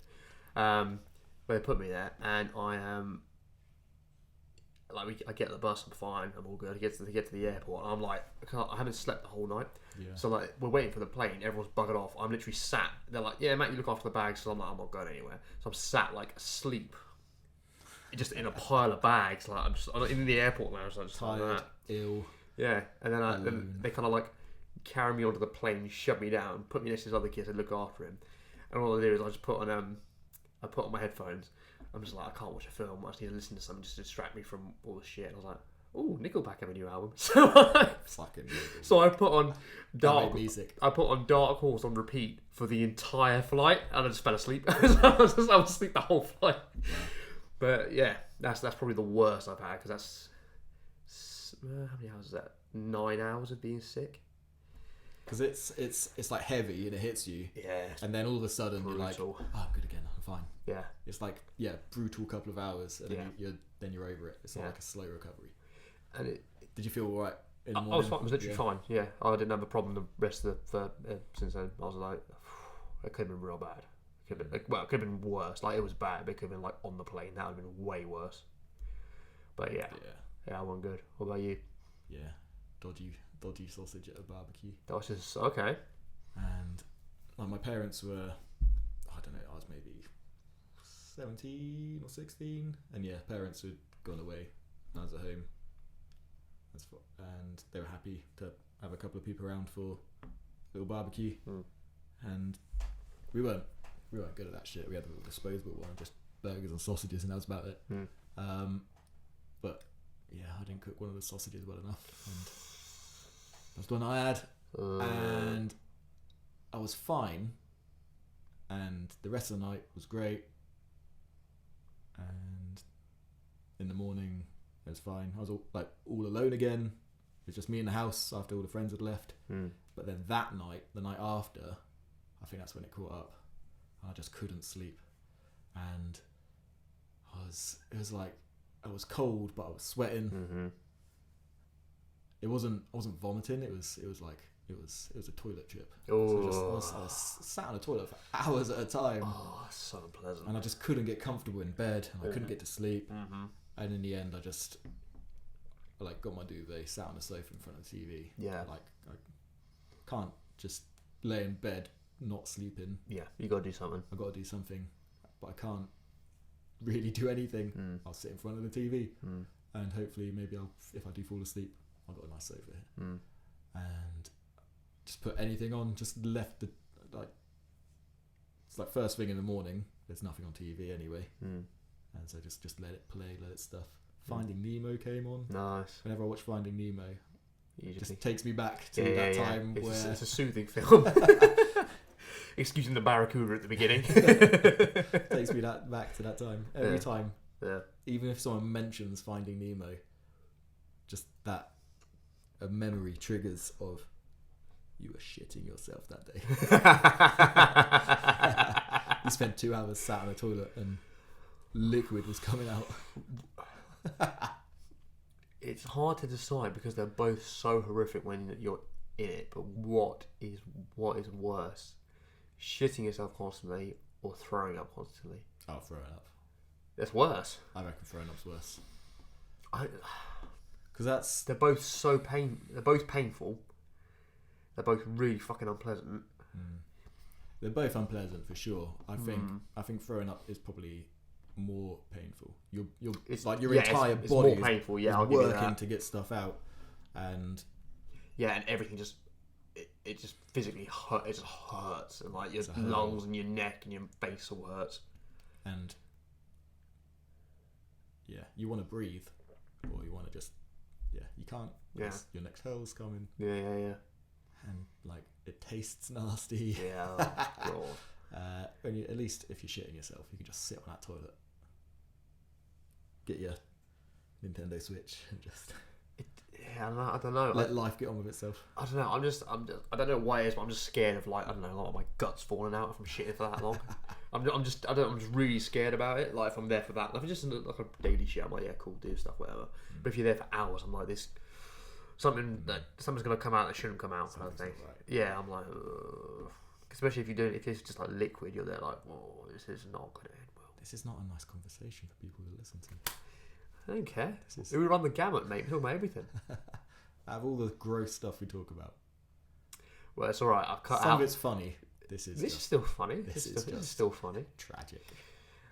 It's all right, mate. Well, I cut out the real obscene shit from our last one we did as a group. Are you going to stick that up? You're going to air it? Yeah, for sure. Have you listened to the whole thing? I listened to the whole thing. What do you think? It was quite long, so it needed 2 listens, but it wasn't too long. Yeah, it's still less than. It was like an hour and a half. Hour and 8. We've been going. Oh. We've been going longer now than we did then. Oh, really? Mm-hmm. But that was fine. That was good, and the edit was good.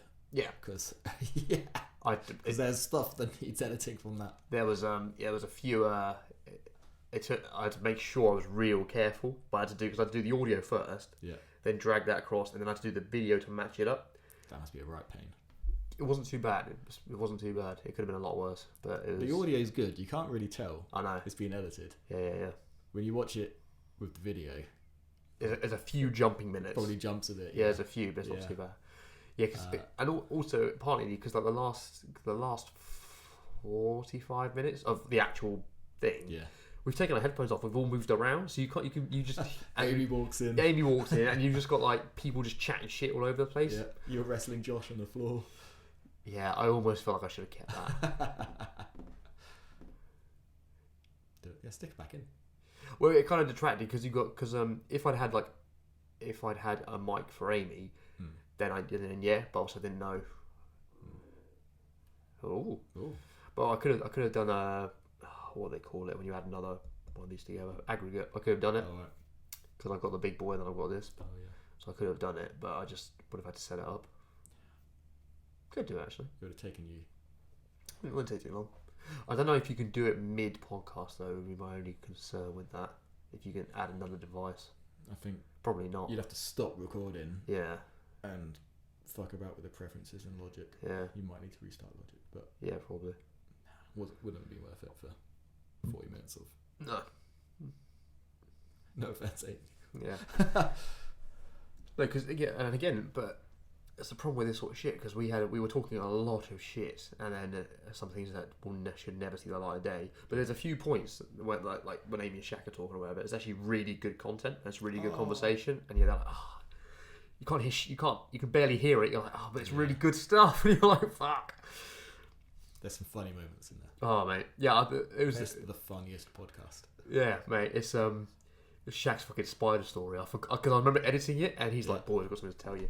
And I was like, "Oh, I forgot about this." I'm like, so I stopped. I was waiting for that. I stopped to listen. I was like, "Oh yeah, I forgot about that." That happened way later than I thought it was. Yeah. Yeah, it's like 40 minutes. It's like 40 minutes in. I'm just listening to Shaq talking about this spider he saw. Don't say any more than that because people need to. Oh no, you can say what you like. This is like 4 afterwards. That's fine. Yeah. Listen to his spider story. Spider, and yeah. he's taking it so seriously. I'm like, there's got to be a simple explanation for this. Yeah, I'm like, 1, he's high and forgot. Yes, you've made this up. This is a memory that's you've made up in your brain. In your head. Yeah. 2, it's just a gimmick. Like if someone just did that just to fuck with people. Yeah. But he's then like, no, it's a real spider. I'm like, it's not a real spider, mate. It's like, what's more absurd? Oh yeah, but you can't use backwards logic on this, mate. It doesn't work. What's more absurd? Someone celebrating Halloween in August, or it's a big spider. Or maybe that's ridiculous. But real spiders exist, right? So it could, like, and we were like looking up big spiders. No, it was the bit when you're there. You were showing us the alien jumping thing, and you're like, it was the penis vagina. You were calling it or something. The what? You know the one where it's like the alien goes like that, and the dick comes out. Yeah, you were calling it the dick vagina. Yeah. Because it was just like no, that's what I'm talking about. And I was like, oh yeah, it's the alien thing. So everyone who's seen Alien will know exactly what you're talking about. That's so funny. I was like, oh fuck. That's more like a dick. That's more like a vagina. That's a bit of both. It's a dick vagina. Yeah. Oh mate. Oh. Yeah, that's. I was crying listening to it again. I listened to that on the bus so going to work, funny. and I was like, people are gonna think I'm a lunatic. I genuinely do that. Because I can now driving to work, so I've got a place where I can park. But when I was getting the train, I'd literally just be like on the train, just laughing, just listening to shit, and people are like, "What the fuck?" But it's just funny. It just makes me happy. Can't do that. I have to. You got to do it, mate. You got to do it. You just got to laugh at in public. I can't laugh in public by myself. Yes, you can. Yes, you can. If you had no headphones on, people are like, "What the fuck?" But because you got them on, they're like, "Okay, he's listening to something. It's fine." But they're only the little in-ear ones. People won't see them. So your hair's shorter now. They'll see it. It's fine. They'll see it. Don't worry about it. We will do that again, but yeah, we need to do that again. I don't know whether we need structure because that had no structure, and it was. I could. I guess no structure, but then I just got to edit it. I don't mind editing it. It's fun. It was fun because it's just funny anyway. There is a conversation I would like to have with Josh. What? That I don't know. Have to wait for the episode. Wait for the weekend. You know, I've told you. Oh yes. Yes. Yeah, do that on here. That would be. that's one thing I do want to chat about. Oh mate, yes, you're right. Yeah, fucking hell. And I want to get that recorded because it's a reaction I want to keep forever. Yes. Because when you told me, I was like, oh fuck. Because immediately I just saw the text. And I was like, is that on the chat? And then I was like, oh no, it's just me. I was like, oh. I thought about sticking it on the chat, but no, it's the kind of thing. You're absolutely right. You need podcast worthy. Yeah, you're very podcast worthy. Just be like, Josh, I've got something to tell you, mate. Just sit down. He's gonna, if he sees this. Well, so this is. He's gonna want to know. So 14 came out yesterday. This is 19. This will be 5 weeks away. This will come out. Wow. You've done a lot of these. It's getting there, mate. Getting there. It's going good. I think, and it's just the repetitiveness, the grooves coming in. Because like when me and you were first here, we did like 50 minutes, and we're on an hour and 40 now. So it doesn't feel like that. It feels like 50. No, it doesn't feel. Yeah. Did you want another drink or anything at all, by the way? Nah, I'm good. You sure? I'm good. Okay. Thank you. That's right. I like to look after my guests. I actually get it organised now. I didn't. I should have brought the salt pot for you. Salt and the sugar. Fucking shit. Really the chance. I'm glad I left that bit in as well because that was good. He still drank it. Such an idiot. It was like, yeah, salt. For the rest of the night, it was still. Yeah, it was like. Why it wasn't like, oh fuck this shit. Why does this taste weird? It was like, where did you get it from? It was like the one by the kettle. It was like, it's fucking big salt crystals, mate. Although keeping salt next to the kettle, by logic, if it's next to a kettle. Yeah, but it could be sugar. But I'm not stupid enough to leave sugar like uncovered. Where do you keep your sugar? I've got a little ceramic pot for it. Whereabouts what's it next to in the kitchen? This. Oh, okay. Yeah. So he's an idiot. Yeah, I've got this box, then ground coffee, tea bags, sugar, kettle. Was this the thing where if you bought the capsules, you got the machine for free? Mm-hmm.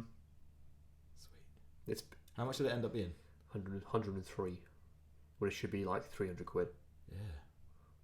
Wasn't it like 200 capsules? Yeah. I bought this in end of July and I still haven't finished it. I've got half a bag worth of capsules left. And that's a big bag. Did you get a little free gift as well? Yeah, I'll get it actually because it's pretty cool. What was it? I got a one of those rubber ice cube trays, and then I got a little ice cube tray. No, it's sick.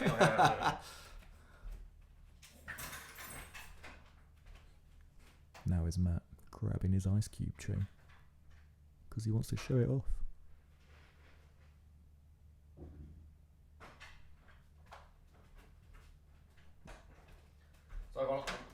I got this. So I got this bag, and it's still half full, and then I got like a little selection box, so it's like a box of chocolates.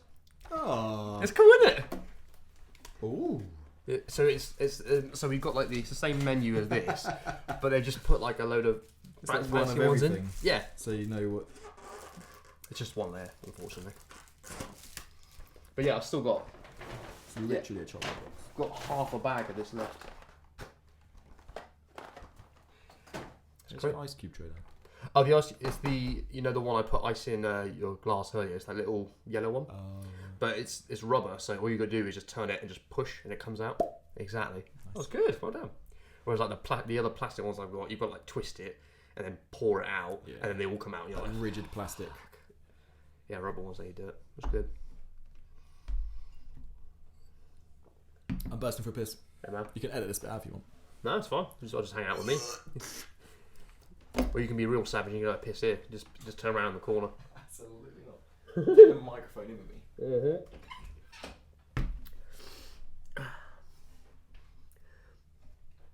Never thought I'd be the kind of person who would like coffee that much. It is like a fancy chocolate box though, because you've got that sort of thing there. Lid comes up. Got the little perforated tray. Look at that! Look at that! Isn't that fancy? What's missing? What's going on? What should we put in there? The hazelnut one. Oh, there's hazelnuts there already. Let's put you in. Yeah, that's good. And he's going for a piss. He can piss for England. To be fair, now I should actually do the same as well. Ooh, a wallet. Let's see what he's got.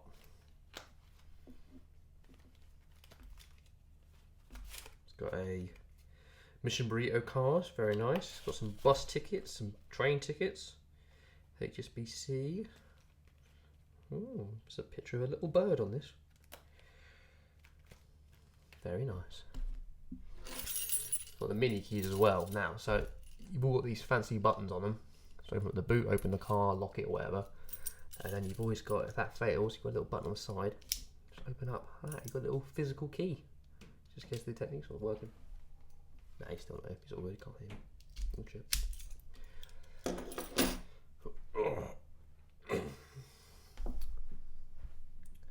2 coffees today. I don't feel too bad, you know. Maybe my tolerance is gone up. Excuse me, sorry about that. For those listening. That'll be a very interesting time listening to just my voice. You're very welcome, everyone. And he gets a bit samey, doesn't he? It's nice when people leave, you can just talk shit about them until they come back in.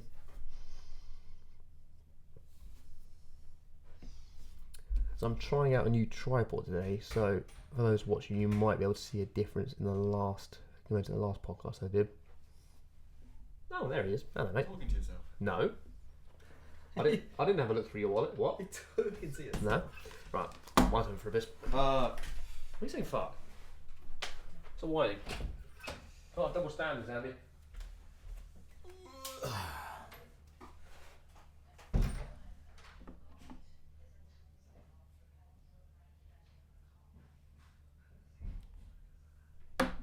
He's got some good headphones here, hasn't he?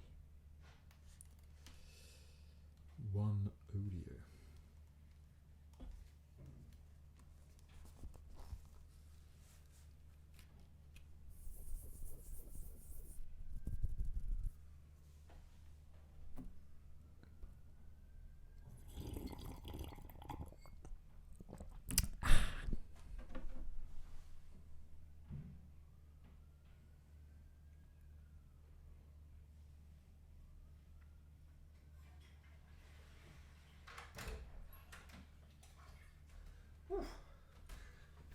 2 coffees and 2 big glasses of water. That'll do it. I know, right?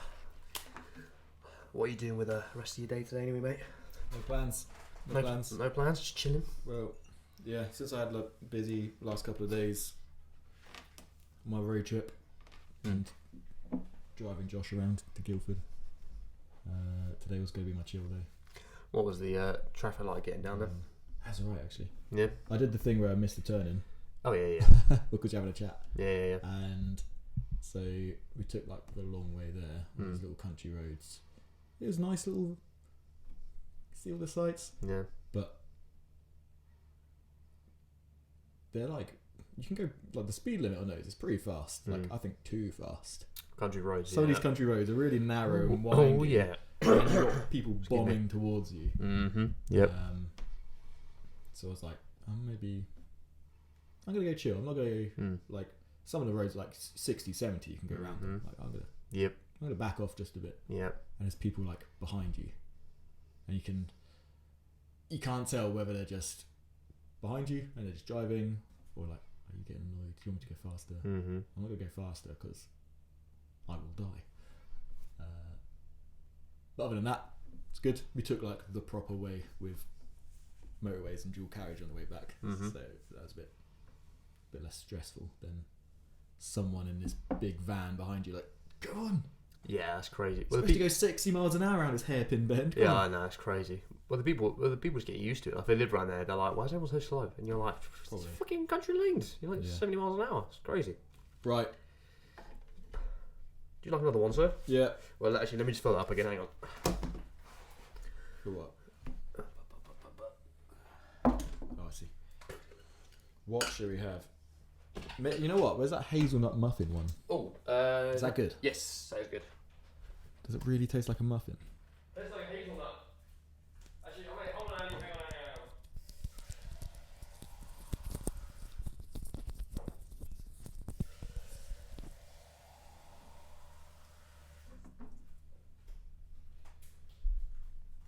So you've got, I can give you that one. I can give you a fancier one if you want like a cookies and cream kind of thing. Cookies and cream. Because that's real good actually, which is, that's like one of the fancy ones I've got left. Oh, don't waste your fancy ones on a mug like me. I want to get some more anyway because I just stormed through them because they were so good. It is, here we go. There, mate. That's a very nice one. So the hazelnut one is cool. You think it's gonna be sweeter than it is, so it's not as caramel cookie. Yeah, you haven't got as much from it. But that's the caramel one's well nice. How does this work? So just flip it, just a little flick. There you go. Oh. And then upside down. That's it. Yep. Dome down. And flick again. That's it. And then you just gently push the button in the middle. That's it. It weirded me out when I first had it because I was like, I'm used to the I had the little pod one where it's a physical crank. You just put it in, shut, dish kind of thing. Whereas they're just like flick, dish. It's all automated. It's so much quieter than mine. What have you got? The espresso one as well, or? Yeah, but it uses the smaller pods. Yeah.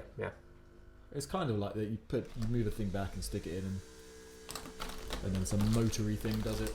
But it's just so loud. It shakes the house. I want to see if I can have a. Yeah, I'll have that next. What's that? That is a half and half. So it's Kylo Ren's coffee. Look. Exactly. It's a. That's classic. It looks sick. It's a half and half though. Like you'd think it would have been like a hardcore, but it's half decaf. How does it? So you get more the flavour out of it. Because I used to. These come in different sizes as well. Right? Yes. So if you look, so some of those are 230. At the top there, it does different sizes. So you start at 40, which is a. How does the machine know? I think it's because of the weight. So obviously the width is the same, but the depth is different. So I've got a big boy one here, which is that's an 80. That's an 80, which is that one. That's an 80. This is 230. So that's this sort of size. And then I've got a big boy here, which is that one. No, where are you? Are these like barcodes on them? Around the edge? Maybe that's could be. Something to do with it. Yeah, there you go. So that's a big one. That's a 414. It's a big lad. It's a big one. So that's a travel cup kind of thing. So that's like that's probably this, Andy. It's probably this. Yeah, 4. Yeah, what is that? Are they? That's a pint. So that's What's that in liters? Can't tell if they're the same or not. Maybe they are different. Ooh. Oh, honey. It's a nice colour. It's a very nice colour. I'll have my Kylo Ren, don't you? Yeah, I'm a Kylo Ren. Thank you. 3 coffees. Well, this is a chill one, so I'm just half calf. I'm just gonna have to hydrate the shit up next to it. Ooh, go for a run or something. Creamy, this one. It's well nice. I just need to find something to deadlift or something later on. Wow, that does taste like. What the hell happened? Where's the big one? Did I there it is. No, I got it. Cool. Yeah, got it. Yeah, I never thought I'd be the person who likes coffee this much, but I've had like for the last month I've had like a decaf every time I get in from work because it's just really nice to have that warm drink, and I don't want this hot chocolate just fucks me up because it's just all the milk and the creaminess. It's just and anything with sugar. Yeah. Yeah, I like my caffeinated drinks. There's just something after a hard day of work, or you want to chill in bed or something, or in the morning. I think I've had so much though. Like caffeine doesn't really do much to me anymore. In coffee form. Yeah. What about like energy drinks? Or do you just not touch them? I don't generally have that. Okay. But even then, surely there's more caffeine in coffee than like a. I think what you got to worry about, it depends what it is. If it's Red Bull, then that's just caffeine and sugar. If it's like a Monster, it's the other additives, so the flavouring, and there's less caffeine in that than you get in a Red Bull. And obviously Red Bull's tiny as well, so I don't like the Red Bulls. I don't like the flavour of them because it's just like it just tastes like death. Whereas at least the Monster ones, the flavours are awesome. They got really good flavours. There's so many random flavours, and they don't describe what the flavours are. Some of them do. There's a tropical looking one, and this is like mango or whatever, and that's really nice. Yeah, that's the punch, I think. That's real nice. But you're right. They've come up with these 3 new ones, which is like there's like a lime green, a sky blue, and like a bright red.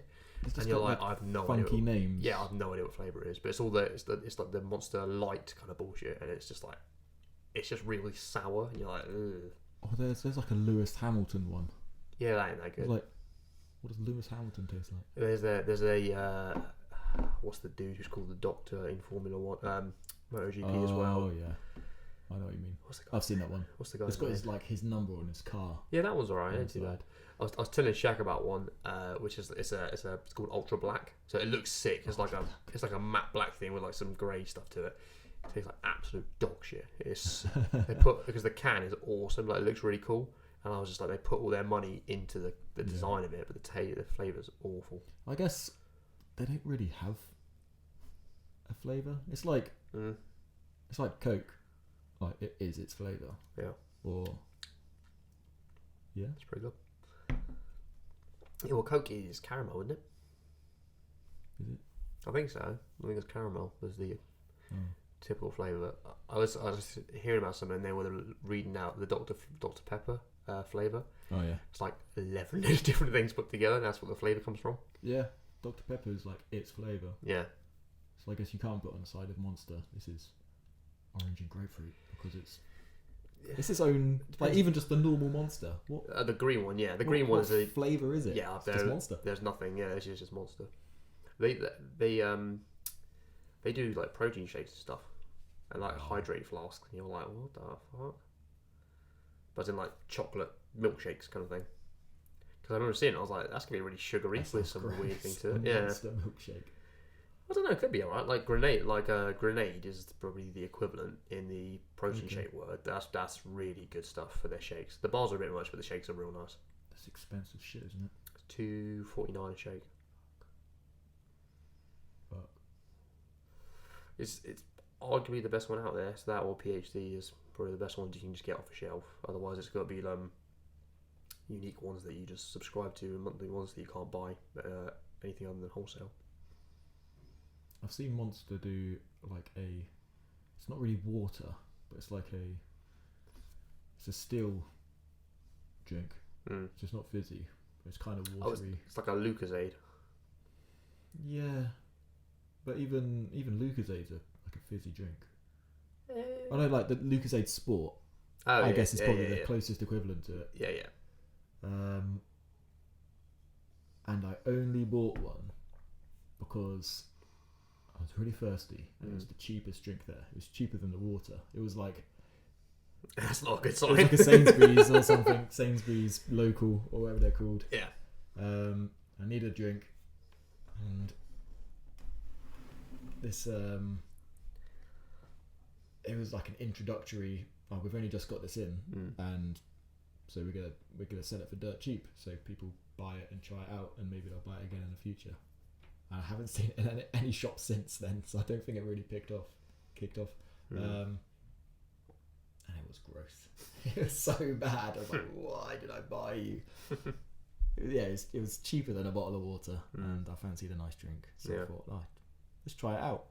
It worked in that they wanted people to try it. I will never buy it again. That's always the case with this stuff. You just got to try it, and then you're like, ain't good. They something you might actually like is they do wants to do a very good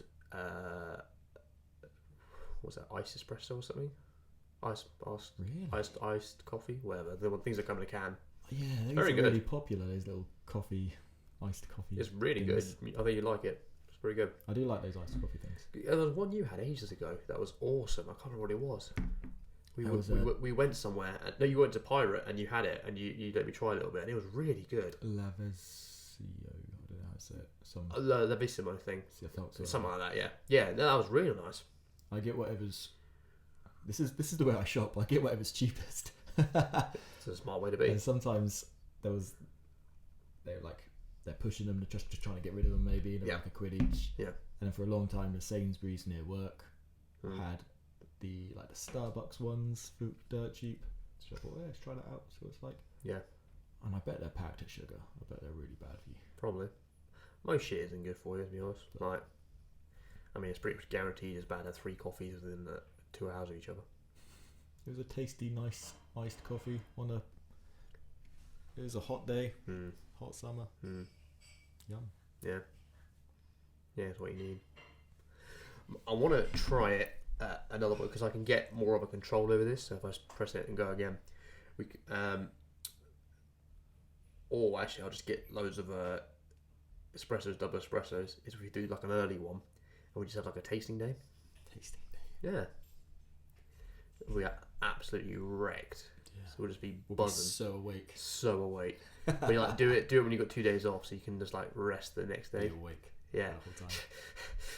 But I think that'd be quite cool because you can still got the there's still plenty to choose from. That's just still the espresso stuff.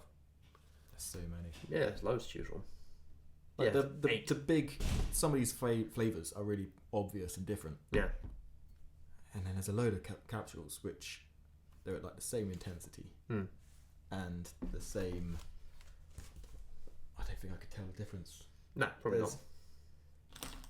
Sweet and fruity with an intensity of 5, or delicate and fruity with an intensity of 4. I wonder who came up with the names for all this stuff. How much they got paid to do that? That's a good job. So, would you describe yours as sweet and velvety?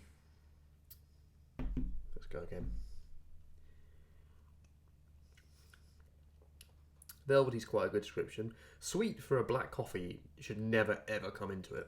Except for maybe yours, that's quite sweet actually. Yeah, mine is sweet, but it's still bitter, still coffee. Yeah, because it's a fucking black coffee. You're not. Yeah, it's not like you're adding sugar or milk to it. That's where you get different flavours from it. Wild and woody. Bold and lively. Excuse me, almost nice, almost growling. I haven't eaten. Fruity and light. But then this one's delicate and fruity.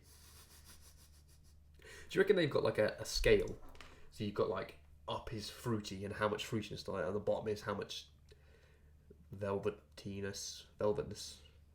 Yeah, there's a fruity, but there's a delicate fruity and there's a light fruity. And is there a fruity delicate, or is there a light delicate?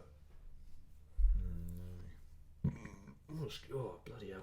I thought you burped from coffee. Damn. You can have smooth and round, or you can have smooth and strong.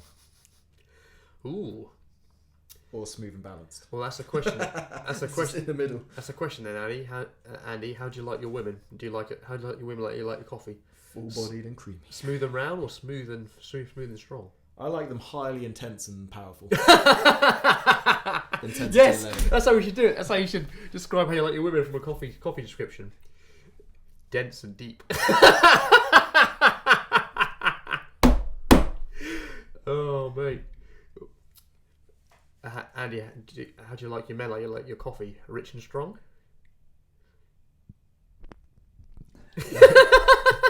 What? Or vanilla flavoured? I like them Colombian. I like them round and malty.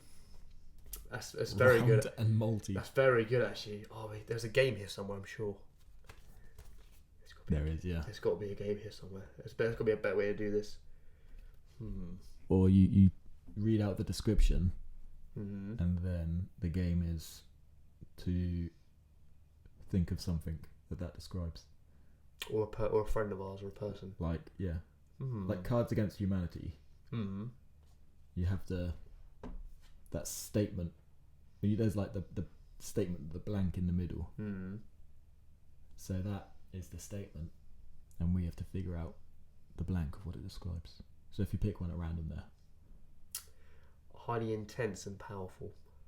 So my answer would be the last shit that I took. That's good. Oh, it's a good game. All right, you go. That's a good game. Dense and harmonious. These could all be shits, couldn't they? Yeah, that's how it should Floral be. and delicate. That's how it should be. Which you should start off every episode started off with. Yes. How would you describe which one of these matches your last shit? That's good. Cereal and mild. Creamy and malty. That could work. I like that one. Okay, so yeah, that works. How would you describe your last shit out of the choices available? But you've got to decide it beforehand, and so just say that today I am, dense and harmonious, and Andy is hazelnut flavoured. That could work. Could work. You're gonna run out of descriptions though. Eventually, after a couple of episodes, you're like, oh, I've heard all these. Mate, hang on. Like in Cards Against Humanity, eventually you learn all the cards, and they're not as shocking and funny as they used to be. There are 24 options here. I could do that for 24 episodes and then choose something else to do it with. Well, you could lead with a Cards Against Humanity, something like an answer. As opposed to, you couldn't lead with a question. You lead with an answer. Like if you've got a pack and you just get given a card and say like you've got to say this, or this is how you are at the beginning of this episode. Just at random. Yeah. Civilian casualties? What? Oh my! You've met Nathan, right? So yeah. So we were playing. Isn't Ginger Nathan? Yeah, we were playing Cards Against Humanity. So he's been a soldier for like 8 years, and every time you have a story about Nathan, or if I'm in the same room as Nathan, every time. Have you met Nathan? Yeah. Yes, I forget 20 times. I forget. But the last time I was here for your party, I know. Sure. Like, bye Nathan. Yeah, and then you go, have you met everyone? That's Nathan over there. Yeah. Anyway. Oh, I'm Matt, by the way. I hate them, man. Partly I do it because I know you've met people, so I just take the piss. I've met some people, but not every people. Well, that's why I just double check. We're an ever-changing dynamic group. Leave me alone. That was more than 6 people. I forgot what I was going to say. Yeah, it was... We're lucky that was your birthday came before. 16. I don't think we'll do that right now. Well, even if we do, we just don't tell people, whatever. I mean, I'm sure the neighbours would notice how many people go in the house, but Anyway. You distracted me, you bastard. Oh, that was it. We were playing Cards Against Humanity, and the question was, war, what is it good for? And he put down civilian casualties. And I was like, that is fucking perfect. Like, you couldn't have made that shit up, kind of thing. But he put it down with such glee as well. He's a soldier, he loves war. Loves it, lives for it. Well, breathes it. I don't know, just making shit up. Do you still do that? Is he still? Yeah, unfortunately, because he mustered out. So in a normal job you've got like 4 weeks notice. He's got 52 weeks notice. That's a year. Yes. Fuck. Yeah. So he gave it last June. So it was supposed to be out 3 months ago. But then all this shit happened. And because he had a job lined up to go to work for BT, so he'd be like an engineer or whatever, because that tied in with some of the training he'd done while in the army, which worked out really well. And then all this shit happened, so then that job fell through, and him and his missus have just moved into a house in February. So he was like, I've got to stay here because I need to pay, obviously, my bills, and I haven't got a job. So he's just like, I've got to stay here till I find another one, which is really annoying because he would have done, I think they get a decent amount on the way out after he's been there 7 years. So not sending any soldiers anywhere at the moment, though, are they? He's going somewhere which I don't know if I'm allowed to say on here, but I'll tell you afterwards. At the end of this year, just for like exercises. Okay. But he's been there before, but it's just like it's real sketchy being there because we're not allowed to take any tech with us. All right. Like anything. And I was like, that's fucking weird. He was like, yeah. Like, I'm allowed books and TV and that's it. I'm like, I can't use my laptop or my phone. Like, I've got to leave it here. I'm like, what the fuck? Wow. It's real weird. So that's out of the UK, I'm guessing. Yes. Real weird. Scary shit. Yeah, it's just odd. Because, like, where we're going, they could tamper with our shit. And you're like, okay. Even though it's just exercises. So. Yeah. It's just what they say, isn't it? Yeah, but I'll tell you after this, but it's just weird as shit. Is that, do you reckon that's their way of saying we're not planning on anything, but I think it's a just in case, yeah. I think it's just them being, I think it's the army or the politics side of it just to be like, be on the safe side kind of thing. I don't know. Damn French, eh? It's not France. It's not France. This coffee tastes weird. Like it's sweet, but it's still coffee. Like it's not like when you put in the sugar instead. It's not that sweet. It's like its own. Like it does taste of cookies and cream. I quite like it. The hazelnut one was weird because I was expecting that to be sweeter, but it's not. You're there just like. Ugh.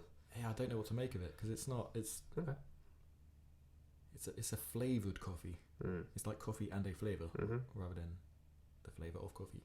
Yeah, I quite like it because I naturally have a very sweet tooth, so I've had to teach myself to just have black coffee, and because I know how, like, I'll easily eat a whole packet of biscuits because I just like stuff like that, but I just know to just stay away from it because I'm just a bad person if I eat that shit. Do you ever order coffee from a coffee shop? Rarely. The only one I'll do from town is Workhouse. Right. Yeah. That's because they do ridiculously good pecan pies. Oh god. I'm so annoyed. A, I'm so annoyed I like coffee because it means I spend more money on it, and B, I'm so annoyed that I was introduced to that shop because the food is so good. That's the one on the corner of Minster Street, right? Yeah, so it's like opposite. No, that's Tamp. So you mean the little tuk thing? The other side of Minster Street. Yeah, so opposite Starbucks. Yeah. Yeah. Well, Tamp is that guy used to work at Workhouse, so it's very similar. So they've got similar sort of being, similar process. So it's the quality's still there. And then they an offshoot from there moved into the tasting house. Yeah. That Tamp guy's got like a bunch of places around Reading now. It's a good move. And he's done well. Good. He's done well. Is that he's done little ones as well. Like he's got that little stand, and then he's got like, there's an existing place. Let me just add coffee to it, and a little bit different. It's quite a good move. When I order coffee from a place like that, I just like a simple coffee. When you go to a Starbucks and there's like 300 different options, different flavours, and different types of beans and sizes and syrups, and it's like, nah, just give me coffee. I can't stand Costa. I'm a simple guy. Just give me a basic coffee. Yeah, well, I can't stand Costa because they wherever I have it just ruins my stomach. It just however they've done it just hurts. I'm like, oh Jesus! Like, I don't particularly like shit badly. It just really hurts. Right. Like as it's going through me. and I worked out how they did. If you go for like a normal coffee and then a big one, they don't change the ratio of the coffee. They just add more milk. That's it. And you're like, what the hell are you doing? It's milky there. You're like, what are you doing? Like, if you're going to do this for me, you give me more coffee because it's obviously more space to fill. But they're like, they just add more milk to it. You're like, it's not. I'm not paying you that much for more milk, you bastards. I want more fucking coffee. I like Pret. And Nero's good. Just because there's no bullshit. Also, Pret serve you real fast. There's no, there's just, there's like, you choose from what we've got and that's it. There's no, their menu isn't enormous and customizable. It's, what do you want? That? Cool, get up. What was the name of the last place we played in London? Where we played the basement with Third Lung and a few other people. Oh shit, yeah, I know. But cause that's Pret next door, wasn't it? That was where we went to, yeah. And that was real good. Because they're like a hot panini or something. Oh, yeah, that's good shit. They do good food. You know, my mum was telling me, because she's a nutritionist, and she was saying that on the high street, Pret is the best one to get out of all of these places. Really? That's good. Yeah. And I was like, okay. As in, like, it's... Well, because it's the least... It's the least shit, yeah. Because it's not healthy, is it? But it's... Well, it's the best option available, what you have to you, because obviously any fast food is bullshit. The cost of food isn't that good. Same with Starbucks, but Pret is the best because most of it's pretty fresh. Or they've got hot plates, so they keep most of it hot. Yeah. They don't heat it up for you again, kind of thing, which is cool. Yeah, and all those other places, it comes in a weird plastic bag, like it's been wrapped and just delivered and chucked on a shelf. Yeah. However, in Pret, you can tell that it's been made, well, prepared at least. Maybe not made, but kind of stuck together, and the packaging, just put it in a paper bag and put a sticker on the top. It's good. Yeah, and the packaging in general is a lot better. There's a lot less plastic from them than you get from other places. Yeah, which is good. It's a shame they murder people at the airport. What? They remember the thing with food, if it's prepared at the place where it's sold, you don't have to stick on things like ingredients and allergy stuff, but stuff where it's packaged and made in a factory and sent out, you get all this bullshit about nutritional stuff. What? Okay. But that's the difference. So if you make it there, I think it's changed now because of what's happened. You don't have to stick on the make contain nuts crap. What ingredients are in it. Okay. And so they packaged up their sandwiches they made and sold them. And I think it was at Heathrow. Someone bought a sandwich and ate it, not knowing what was really inside it. On the plane, died from a nut allergy or something. Whoa.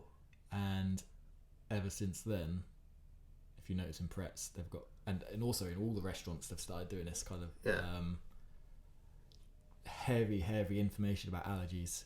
It seemed to be overnight. Wow. You may have saw our stuff may contain this. If you don't know about allergies, ask someone. Yeah. And in Pret, they've set up these like computer screen iPad things with all the nutritional information on them. Bloody hell. I don't think the packaging rules have changed, because you can go in there and buy a cheese and ham mustard toasty thing. It just comes in that paper bag with the sticker on it, and that's about it. There's no other information on it. So I don't think the law has changed in terms of what labelling you have to put in, but yeah, they're heavy on that stuff now. That's crazy. Have you heard that story? That's crazy. There was some like 14-year-old girl who had a nut allergy on a plane. That's actually crazy. But I remember hearing about this thing, like the nut allergy thing. It came up, and it's such a prolific thing now because it happens to like one person. Someone kicked up a huge fuss, and now because there's less exposure to nuts, the allergy to it has risen. The prevalence of allergies to it has risen because there's less exposure to it. People aren't getting tolerant to it. Yeah, well, it's the exact same shit that we're getting right now with COVID. Is that people aren't, because they're terrified of anything, they're keeping away from the outdoors, they're keeping away from dirt, other people, but it means your immune system's lower because you have less interaction with foreign bacteria, so you build up a tolerance. Because you don't need exposure to the exact thing that's going to hurt you. You need exposure to something similar in a lesser degree, which then means, okay, my body knows what it is. It's like how a vaccine works. Yeah. But it's like kids. Kids are the best because they'll go in the garden and cover their face in fucking mud. Eat worms and... Yeah, but it's brilliant for you because all of that natural bio bullshit, bacteria, your body's like, okay, I've got this, I've got that, and it's just in general raise my immune system levels, and so I can deal with more stuff. But by locking people indoors, not locking, but restricting people indoors and less contact, the immune systems are naturally going to lower because there's less. They just don't have to work. Yeah, it gets stronger and better with interaction with stuff. Have you had a test? No. You guys get every week, don't you? Anyone been positive? Negative. Anyone positive? No, I know. Well, there's a guy I work with who did the antibody test. Mm-hmm. So this tests for if you're immune to it, basically. And he has antibodies, coronavirus. Oh. But he wasn't ill. Mm-hmm. Or didn't notice any symptoms anyway. Yeah, it's asymptomatic, yeah. So he reckons he may have had it, just didn't know it, and is now immune to it. Banging, that's perfect. Cool. That's perfect. But he's quite a young, healthy, fit guy as well. So I think what they're trying to do, some people, or maybe the idea suggested, is to find people who have the antibodies and like extract some blood from them, and then like copy that sequence, or copy the antibody sequence, and then you can just give that to people. Antibodies are the way. But yeah, I've done 2 tests and I'm alright.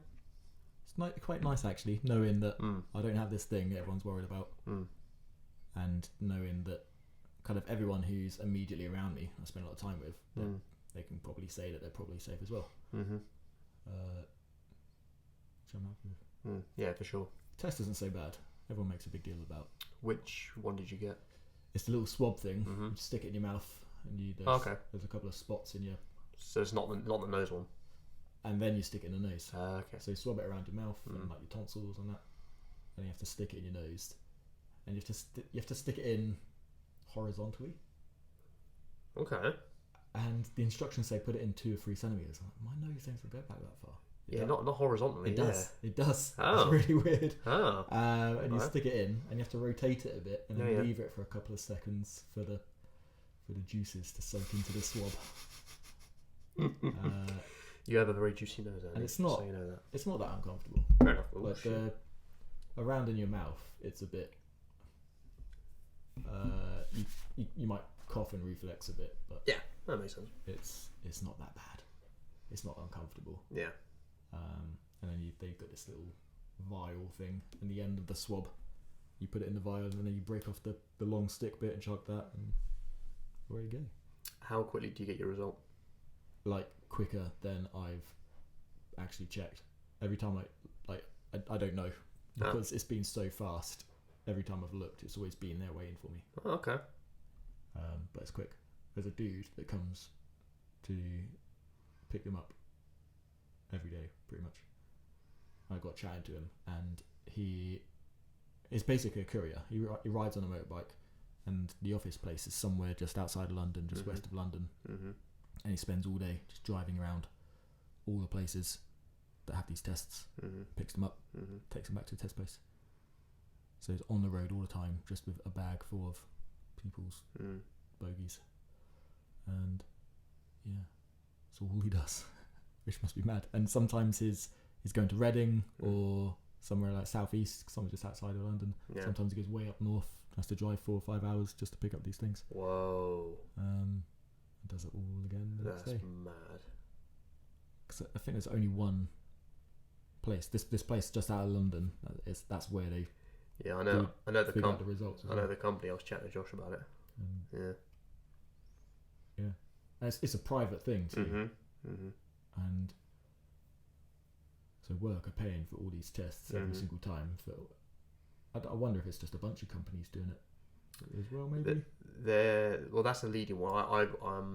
My first ever job, I worked for Mum, just going through all of her paperwork because of all the clients and the invoices and the companies, and that company's one of them. Oh, right. So you get loads of the products and shit from them, services from them, so they're really good. Yeah, sound. Yeah, no, they're really good. But I mean, it makes sense because the reason we're getting all this horse shit in a minute is because the labs that are contracted to the NHS can't deal with the influx.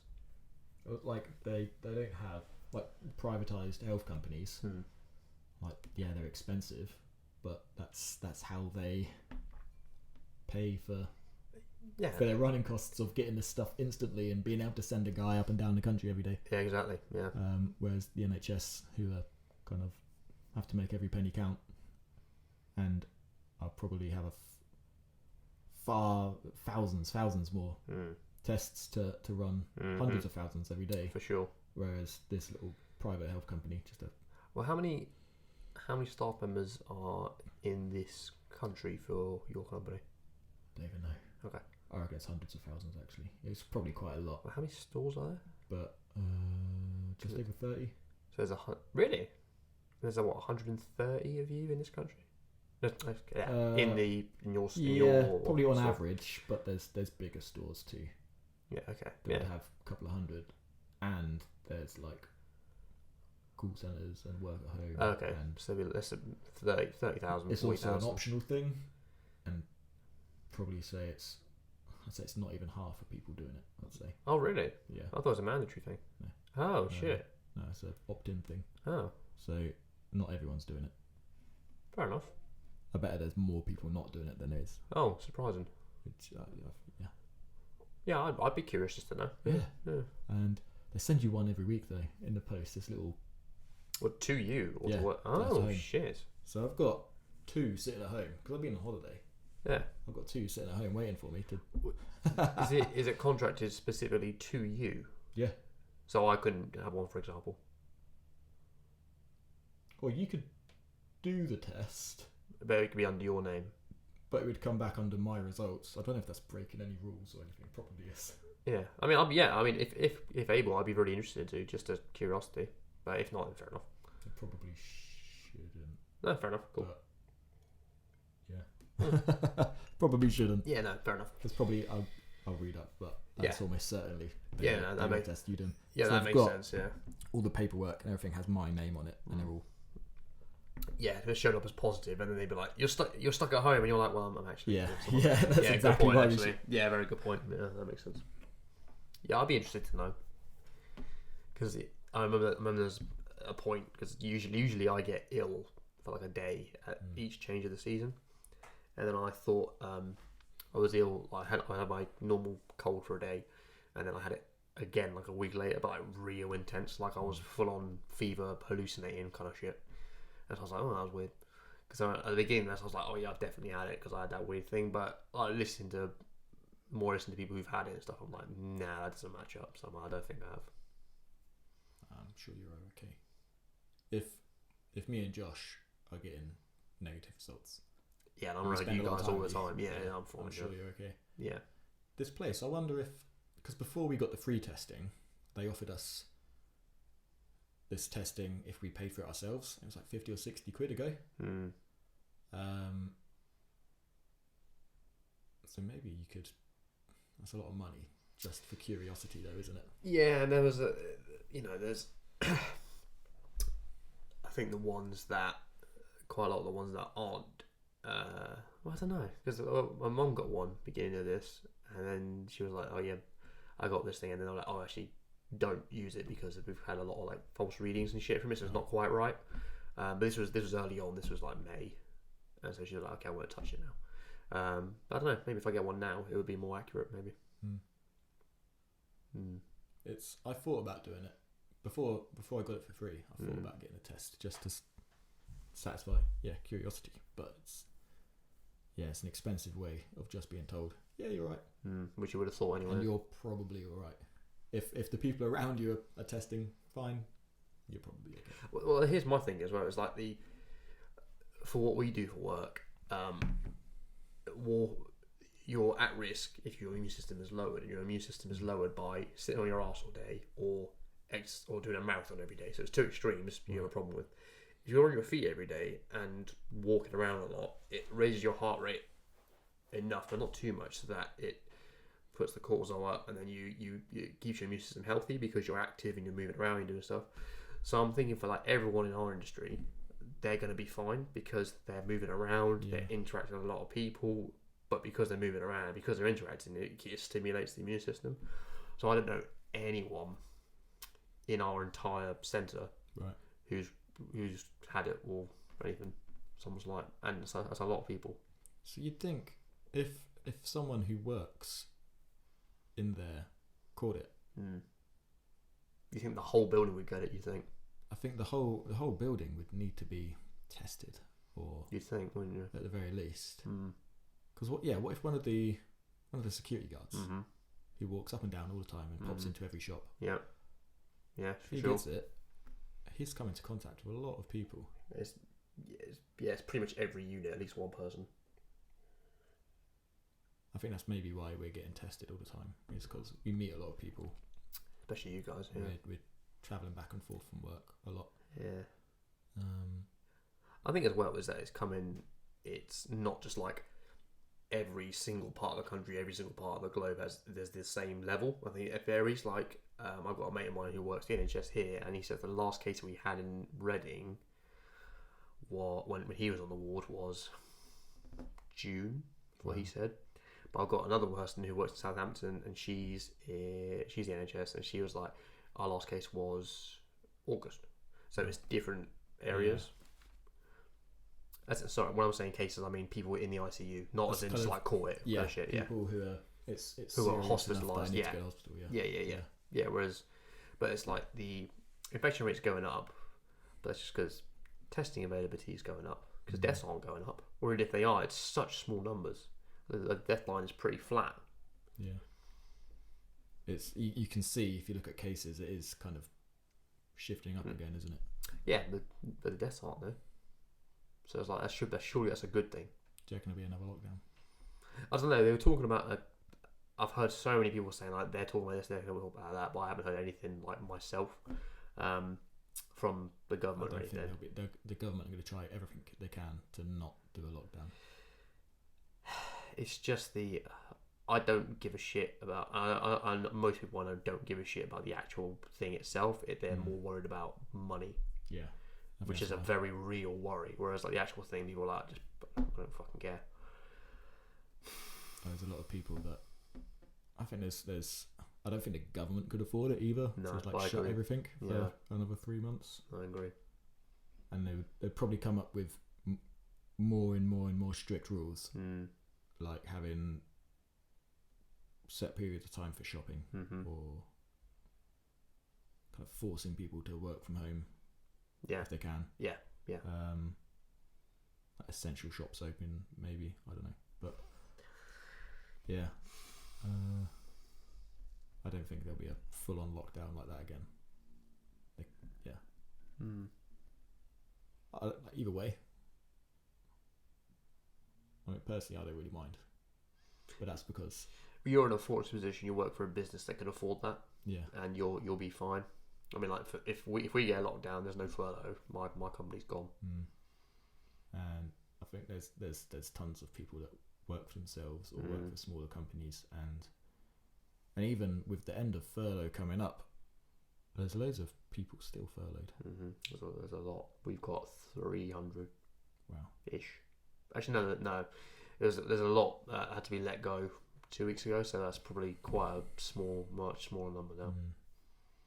Yeah, I don't think we should have a lockdown again either. Part of me wonders how much it actually does. But I wouldn't mind more strict rules. I think for places like bars and restaurants and shops, I think they're open for too long anyway. They should have like shorter shopping hours. I think it's the inconsistency. It doesn't make any sense, because it's like walking through the shopping centres. You got to wear a mask because you've got these people around you. But I went to a Miller and Car in Southampton 2 weeks ago, and it's packed. Yeah. No one has a mask. Yeah. I'm like, this doesn't make sense. It's like it's either one or the other. It's either you can go to a restaurant fine, but mask on unless you're eating, unless you're at your table. Yeah. Or it's like Starbucks between me and you. It's like everyone walking past it has a mask on. As soon as you sit down, you have it off. It's like, it doesn't make any sense, because you're still in an enclosed space. You're still all around these people, but that's fine apparently. And you're like, it doesn't compute. It's like it either doesn't affect us or nowhere near as much as it would, which looks like the case, or it's really severe and you can't afford to do that. It's kind of weird how they've had national lockdown, all the shops, everything closed. Then stuff starts opening again. Go to the pub. We've changed VAT rules for food and stuff, so that's going to be nice and cheaper. We want to get the economy going. Oh, we'll pay for half your bill for all this stuff. Yeah. We all need to get out now. And now all of a sudden it's actually being strict again. It's weird how they've gone to totally strict, shut everything, to totally relaxed. And then the kind of things getting slowly strict again. It doesn't. Yeah, they should start strict and kind of slowly. Yeah, come down again. Yeah, slowly come down again as things start getting better. Yeah, they're kind of jumping all over the place and. Well, it just like you get some people are like, oh, it's a big plan to control you. I was like, nah, it's just people not. It's just idiots it's these idiots who got in power not through their ability to deal with this stuff. They got through because they were charismatic, they paid the right person, they said the right shit, they did the right campaign, so people voted for them. That doesn't mean they're fucking qualified, which I'm not qualified. I don't know. I don't want that job. That looks horrible. But it's like... You don't need a qualification to be an MP. You just need to be able to talk, that's it. And then by extent, you don't need any... Well, you probably need qualifications and experience in some manner to persuade people that you're good enough to get that kind of thing. Like if I ran to be my local MP, no one would vote for me. But never know, mate. Maybe you're one or two. But the point remains that there's no consistent one. Like to be a doctor, you have to do all this certain training and go to this school and study that and get these qualifications. And there's a set route to follow to be a politician.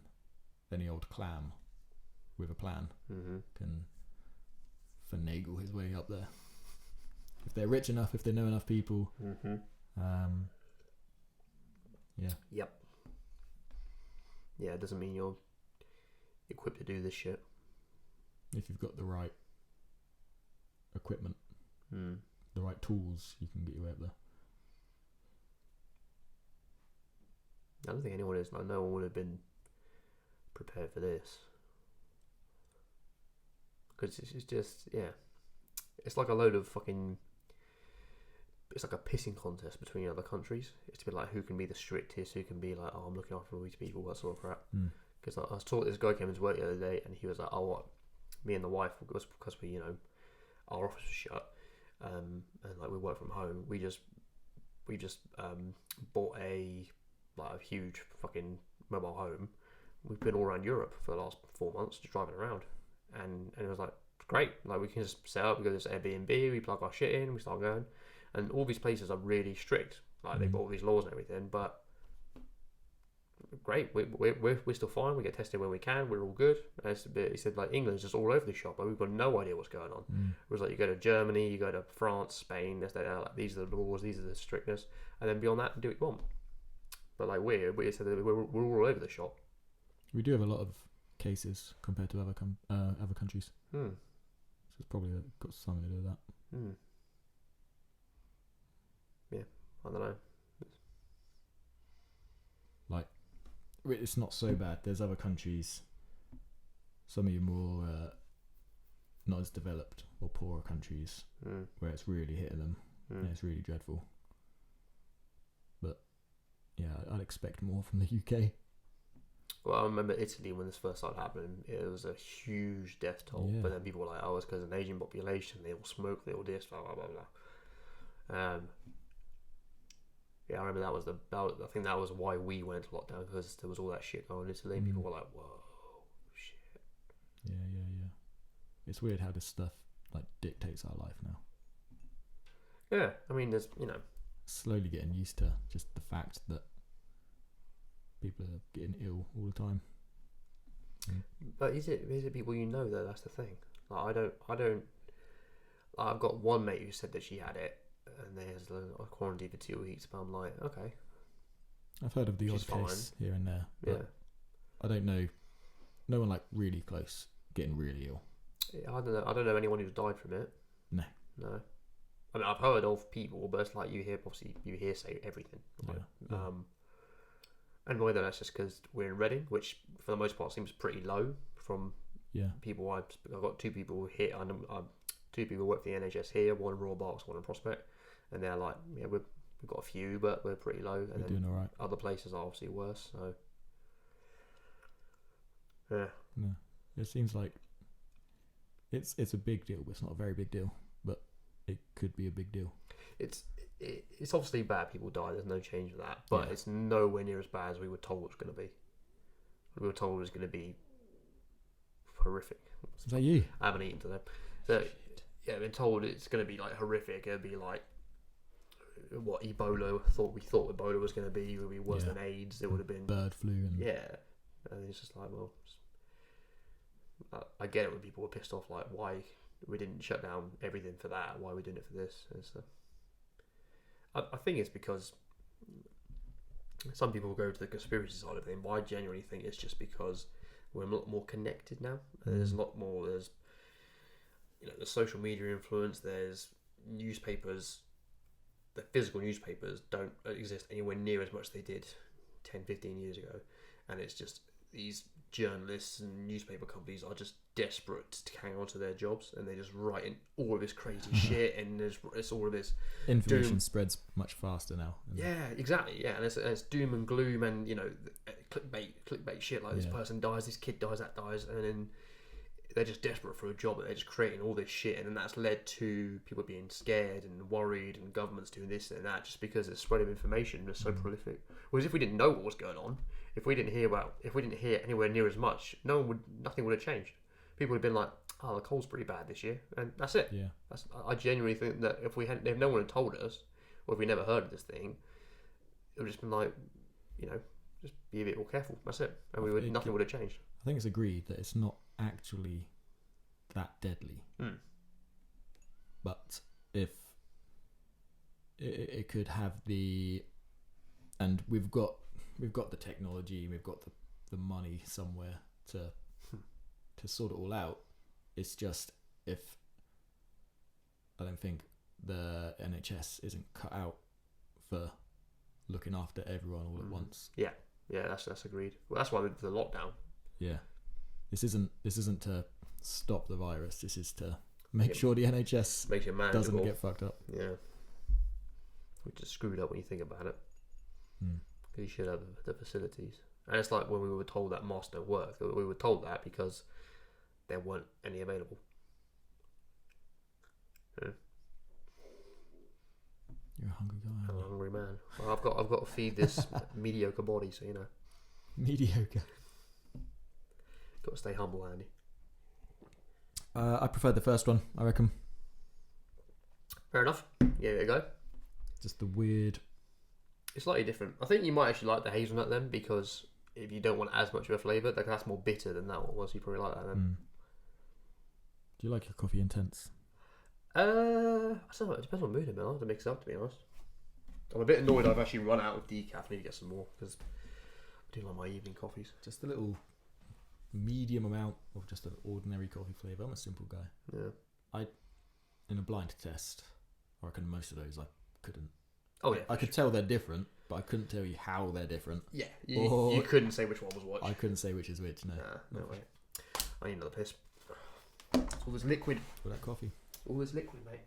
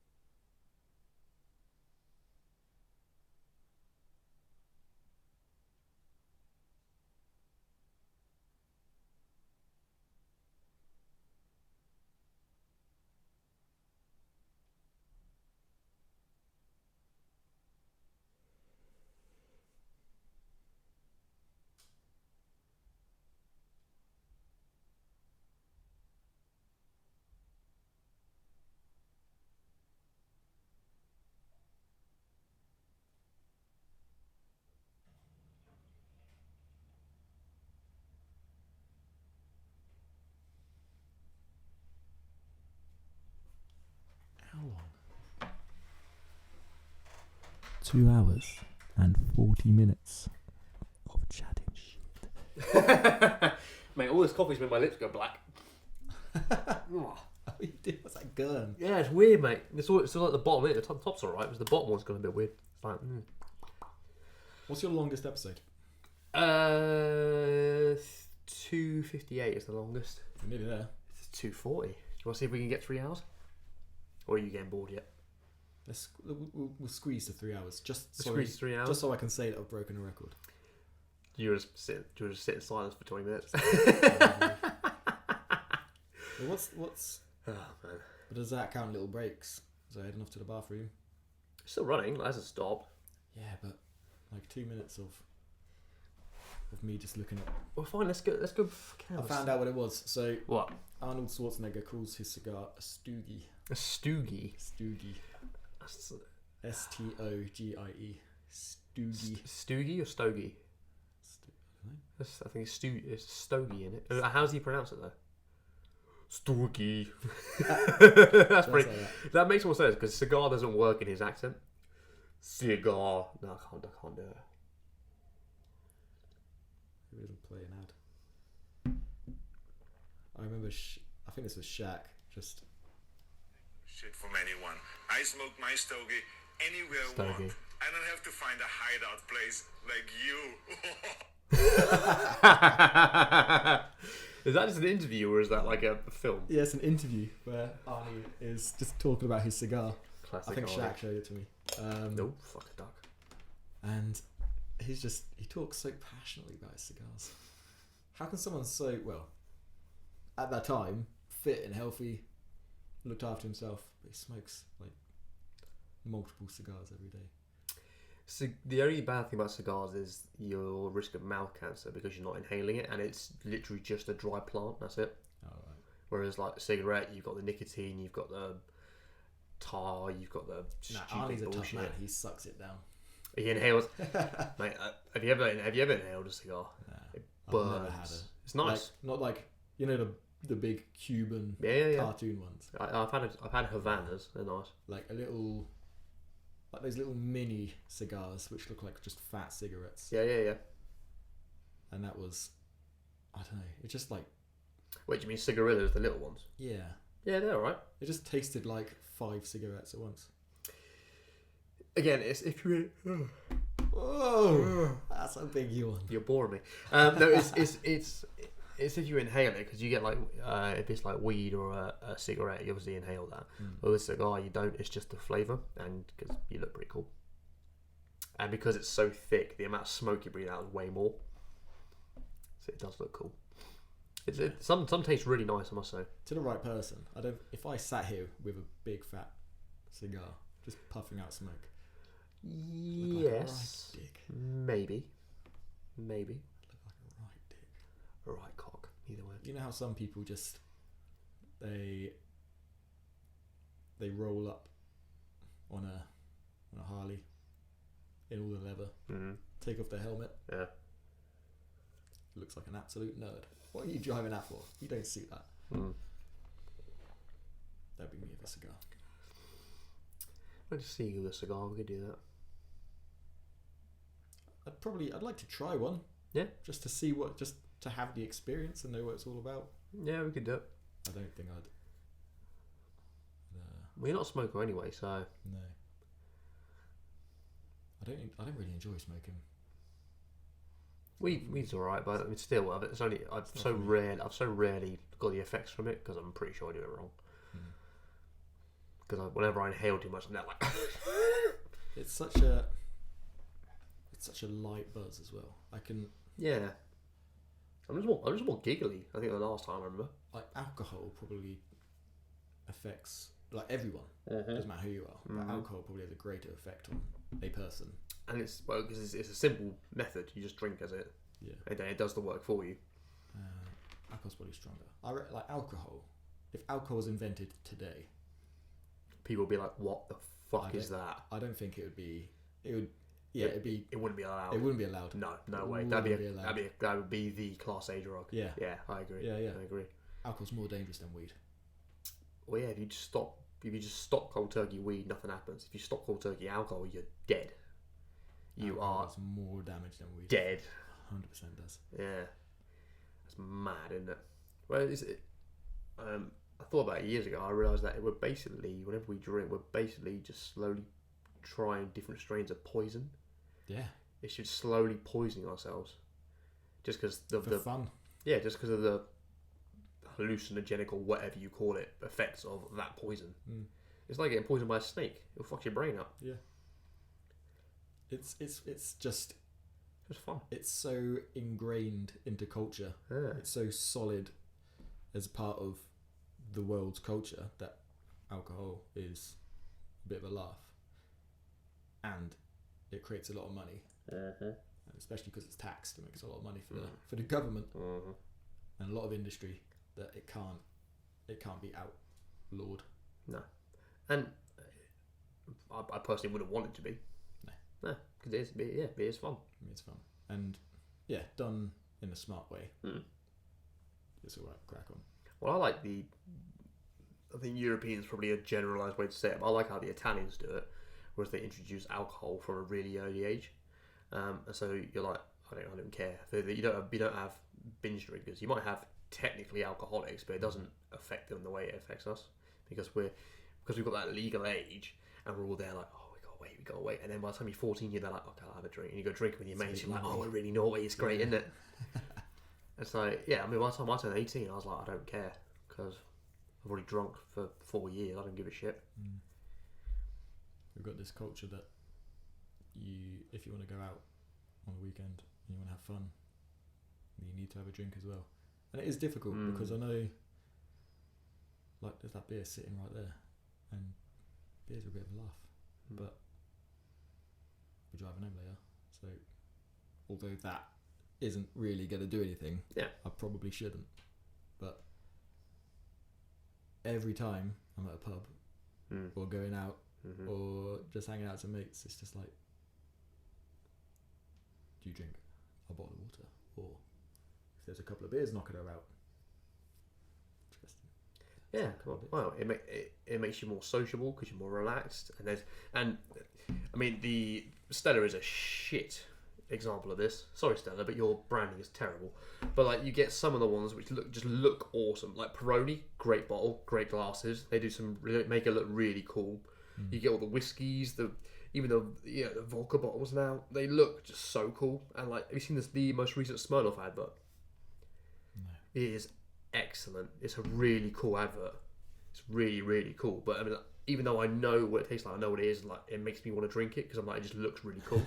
Advert work. Yeah, it works, and that's how they do it. The packaging, and obviously, if you go to bars, they have all of these, you know, layouts and things at head height and lights and stands. They make it look pretty and all that sort of stuff. You're like, yeah, I want that. And again, all the craft beer, the ice cold draft. You're like, all the kind of special packaging on the cans and the bottles, and everything's all unique and individual. And they're all in serried ranks, turned out so you can see the label at the front, and you're like, yeah, that's cool. It just makes it look really, really nice. Whereas if you went and it was all drab colours and it was like under the counter the other side so you couldn't see it, you'd be like, oh, I don't want that. Or you wouldn't even think to ask it. You would go for something that looks good.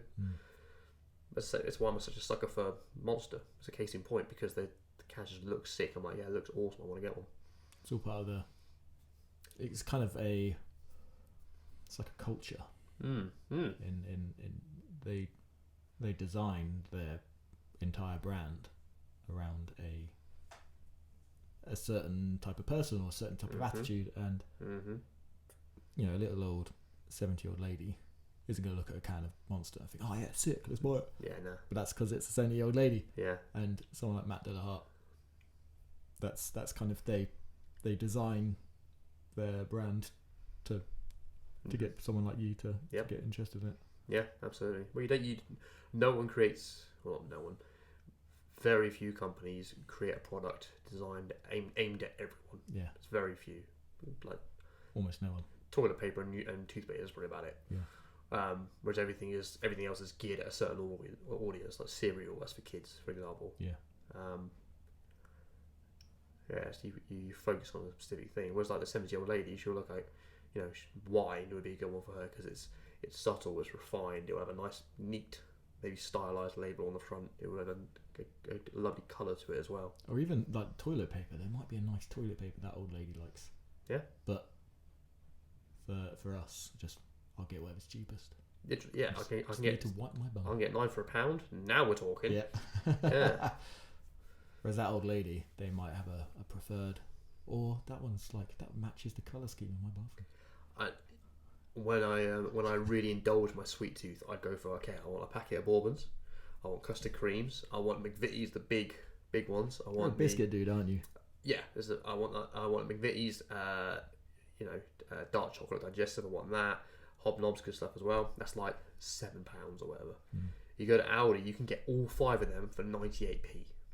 All 5 of them, and they're not branded, but they taste exactly the same. I'm pretty sure they all come out of the same factory. Definitely. Like the custard creams. Definitely. Every custard cream, doesn't matter where you buy it from or what packaging it comes in, they all look identical, don't they? They're all identical.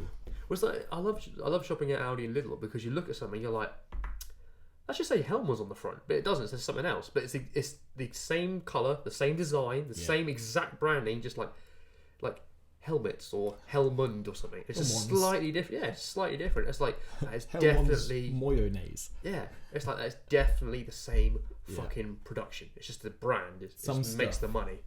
I can 100%. Some stuff just comes out of the same factory. Stick on a different label. Stick on a different price. Yeah. And part of what you're paying is the knowledge and the feeling. Oh, this is a brand. This is proper. And this is real. Yeah. And it's a placebo. It's a placebo that I'm getting something better because it has a nicer packaging and it costs more. And maybe they enjoy it more. Yeah, and they'd be going for. They'll have a year on the front as well. Be like, oh, this is prestige. It's been going for years. Look at Heinz. Wow, Heinz. Whoa. Custard creams are there's only one kind of custard cream. There's got to be. Absolutely. Have you ever seen the bourbons from Costa? So you get a normal, the chocolatey ones. Yeah. So you get a normal pack of bourbons for I don't know, £1, whatever. Costa, they do one big one for £3, and you're like, what the fuck? Yeah. What? How do you justify that? Like I pay the same thing for the same price just because of the novelty, but you charge more for it. It's like, what the fuck are you doing? They just do one big one. They can. Yeah, okay. Yeah. They can. Custard creams are definitely the same thing. Like even like the pattern on the top. Yeah. It says custard cream in the middle. It's the same. It's the same. Right. And also, have you noticed that all those custard creams, they're all called custard creams. Mm-hmm. They're not like. It's not a brand name. It just is the type of biscuit. Yeah, it's a good point. It's not like Hellmann's mayonnaise, and they might just have that influence in their packaging. Custard creams are all. It's got to be. I need to Google this. No, that's a good point because you get Coca-Cola. Coca-Cola is the brand and it is the product. Yeah. Whereas custard cream isn't the brand. That's just what the biscuit. That's just type of biscuit. So you have a Budgeon's custard cream, an Aldi, a Tesco. I wonder what the original would have been because you get McVitie's. That's a good point. What other brand is the product? Like where? Yeah. What was the first? What's the original custard cream? Yeah. Probably isn't a thing. What other brand is the product? I'm trying to think. Coke is the only one that I can think of. Here we go. I found something on the Guardian website. Oh, it's long. The Guardian. Oh no, it's just a reader's question. Okay, Hoover, for example, that's one. Hoover is the brand and the product. Yeah, but Hoover is just that, whereas a vacuum cleaner is the item. Yeah. Yeah. But everyone, doesn't matter what kind of vacuum cleaner you have. You call it Hoover. You probably still call it Hoover. Yeah, exactly. You might have a Dyson, but you got to do the Hoovering. Exactly. Yeah, and it's the adjective. It's the adjective as well. Fucking hell. I'm going to do the Hoovering.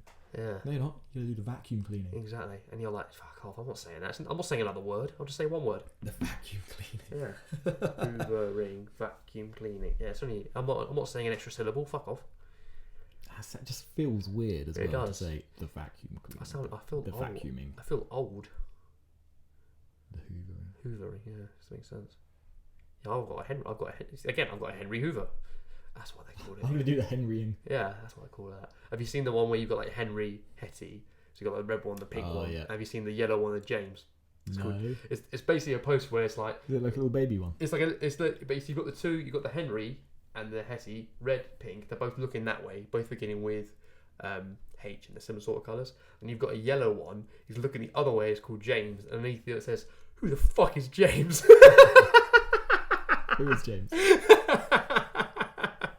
Like, it's a dumb name for a Hoover. Is it like, how do Henry and Henrietta, like, where does he stick his nozzle?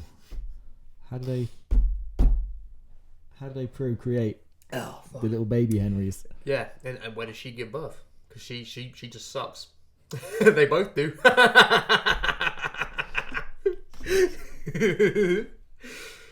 You could genuinely say that she sucks. She does. She sucks. That's what she does. He man. sucks. Yeah, they both suck. They both suck. That's what they do. They put things up, but it's, do you still need a bag? Because like Hoovers back in the day, you had bags. Yeah, so you've got the black bit on the top of it. So that's the motor. You lift that off, come up, and there's a bag on the inside which clips onto the nozzle, and then it just. I'm not quite sure how. I think it's like because the motor is the air turbine, and then it pulls it. Imagine having to buy vacuum cleaner bags. What do you mean? As in like the big pushing stupid ones? Like you had those like brown paper bag things that like locked into the inside the Hoover. Yeah, I still have it. Yeah. Nah, every Hoover I've used in the last 20 years has been bagless. Oh, right. You're talking. You've got the big upright ones, not the ones that. And even the little ones. So you've got the big plastic ones. So the item is the container. So it's plastic. So you just unclip it and pour it out. Yeah. So I've got a little handheld one like that, and then I've got the Henry one, which is the bag. Yeah. No, I prefer the other ones as well because it's just you just leave a bin, pour it in, done.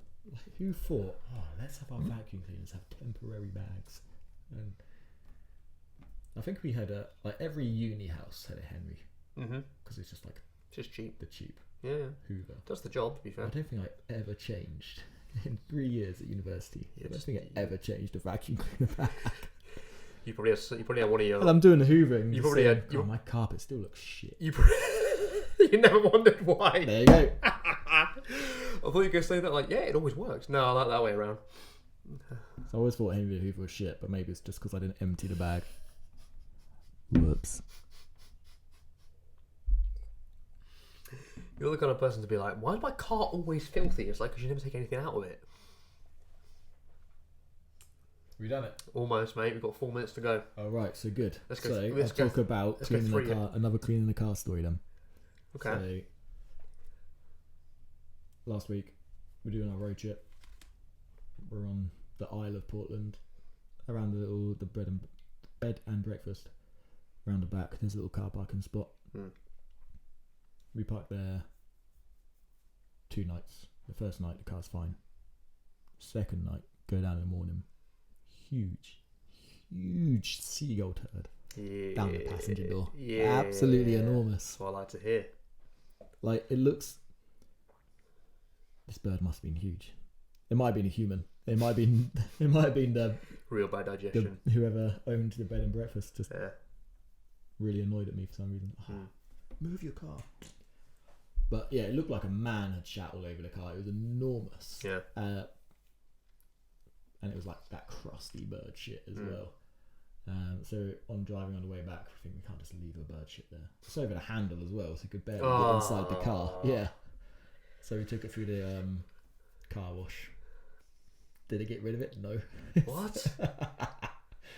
Like, it got rid of most of it. It got rid of it on the handle at least. Okay, that's good, yeah. But it was still this big old smear. And where the window ends and then the door kind of starts as well, it's kind of in that crease it's stuck to. So we get home to Natalie's, and her dad's got this big old hose thing. Yeah. For like, let's give it a little spray off. And it still wouldn't come off. Fuck. I had this like, he also had this big, it looked like this big industrial dustpan and brush thing. That's used for cleaning up messes at building sites and shit. So I thought, let's use that and scrape and hose. It did get it all off, but it was nasty work. I can't describe how copious the amount of shit was. There was so much. We left the car there. It was a matter of we parked there last thing in the evening, we had our dinner, went to bed, woke up in the morning, ready to leave to go home, and in that time, absolutely just... That's filthy. So much of it. That's filthy. So much. All along your gleaming red car as well. Took That's so much horrible, effort man. to clean it all up. I mean, you feel better. I got shat on 2 weeks ago, so you know. I've never had a bird shit on me. I've had one shit on my head once. That was fun. And then I had one shit on like the back of my t-shirt the other week. I was like, but I was like halfway to work. So I was like, I just got to keep going. I can't do anything about this till I get to work. Like the odds of a bird shit on you. The odds are against it from happening. Yes. There's so much space in the world, and you take up such a small amount of the little room. Yeah. And a turd takes up the less amount of room. I reckon they aim personally. I reckon they do it on purpose. How does that shit? It always there's almost everyone. If it hasn't happened to them, they know someone who's got shat on their head or their shoulder or their back or something. Yeah, it's like a bomb during the blitz. It's just like blitz. That's how I see it. Birds must do it on purpose. Oh, for sure, mate. For it to happen that frequently, it's not. It can't be by chance. Birds shit on people on purpose, I reckon. Yeah, I agree. They're evil little bastards as well. Real evil bastards. Do you reckon they do it as a... Probably do it because it's funny. No, maybe. Territorial thing. They're like, Bill, I got him. Yeah, you should have seen his face. Get like a wing bump, you know? Wing bump. Bill Peck. Oh, 3:01:43, my friend. We did it. You did it. You're my longest serving one. Oh, God. That was so unpleasant. Oh, mate. Will you stop? That's good. I'm leaving those off. That's horrible. I can't hear it now, so I don't care. Wait till you edit it later. Yeah, I'm just going to leave it like that. I burped into it earlier. If I had a fart, I'd fart into it. Oh, I should get a fart mic. A fart mic? Yeah, one under each chair. So people will catch it. Do it. I feel I need to eat more just to get a fart out, you know.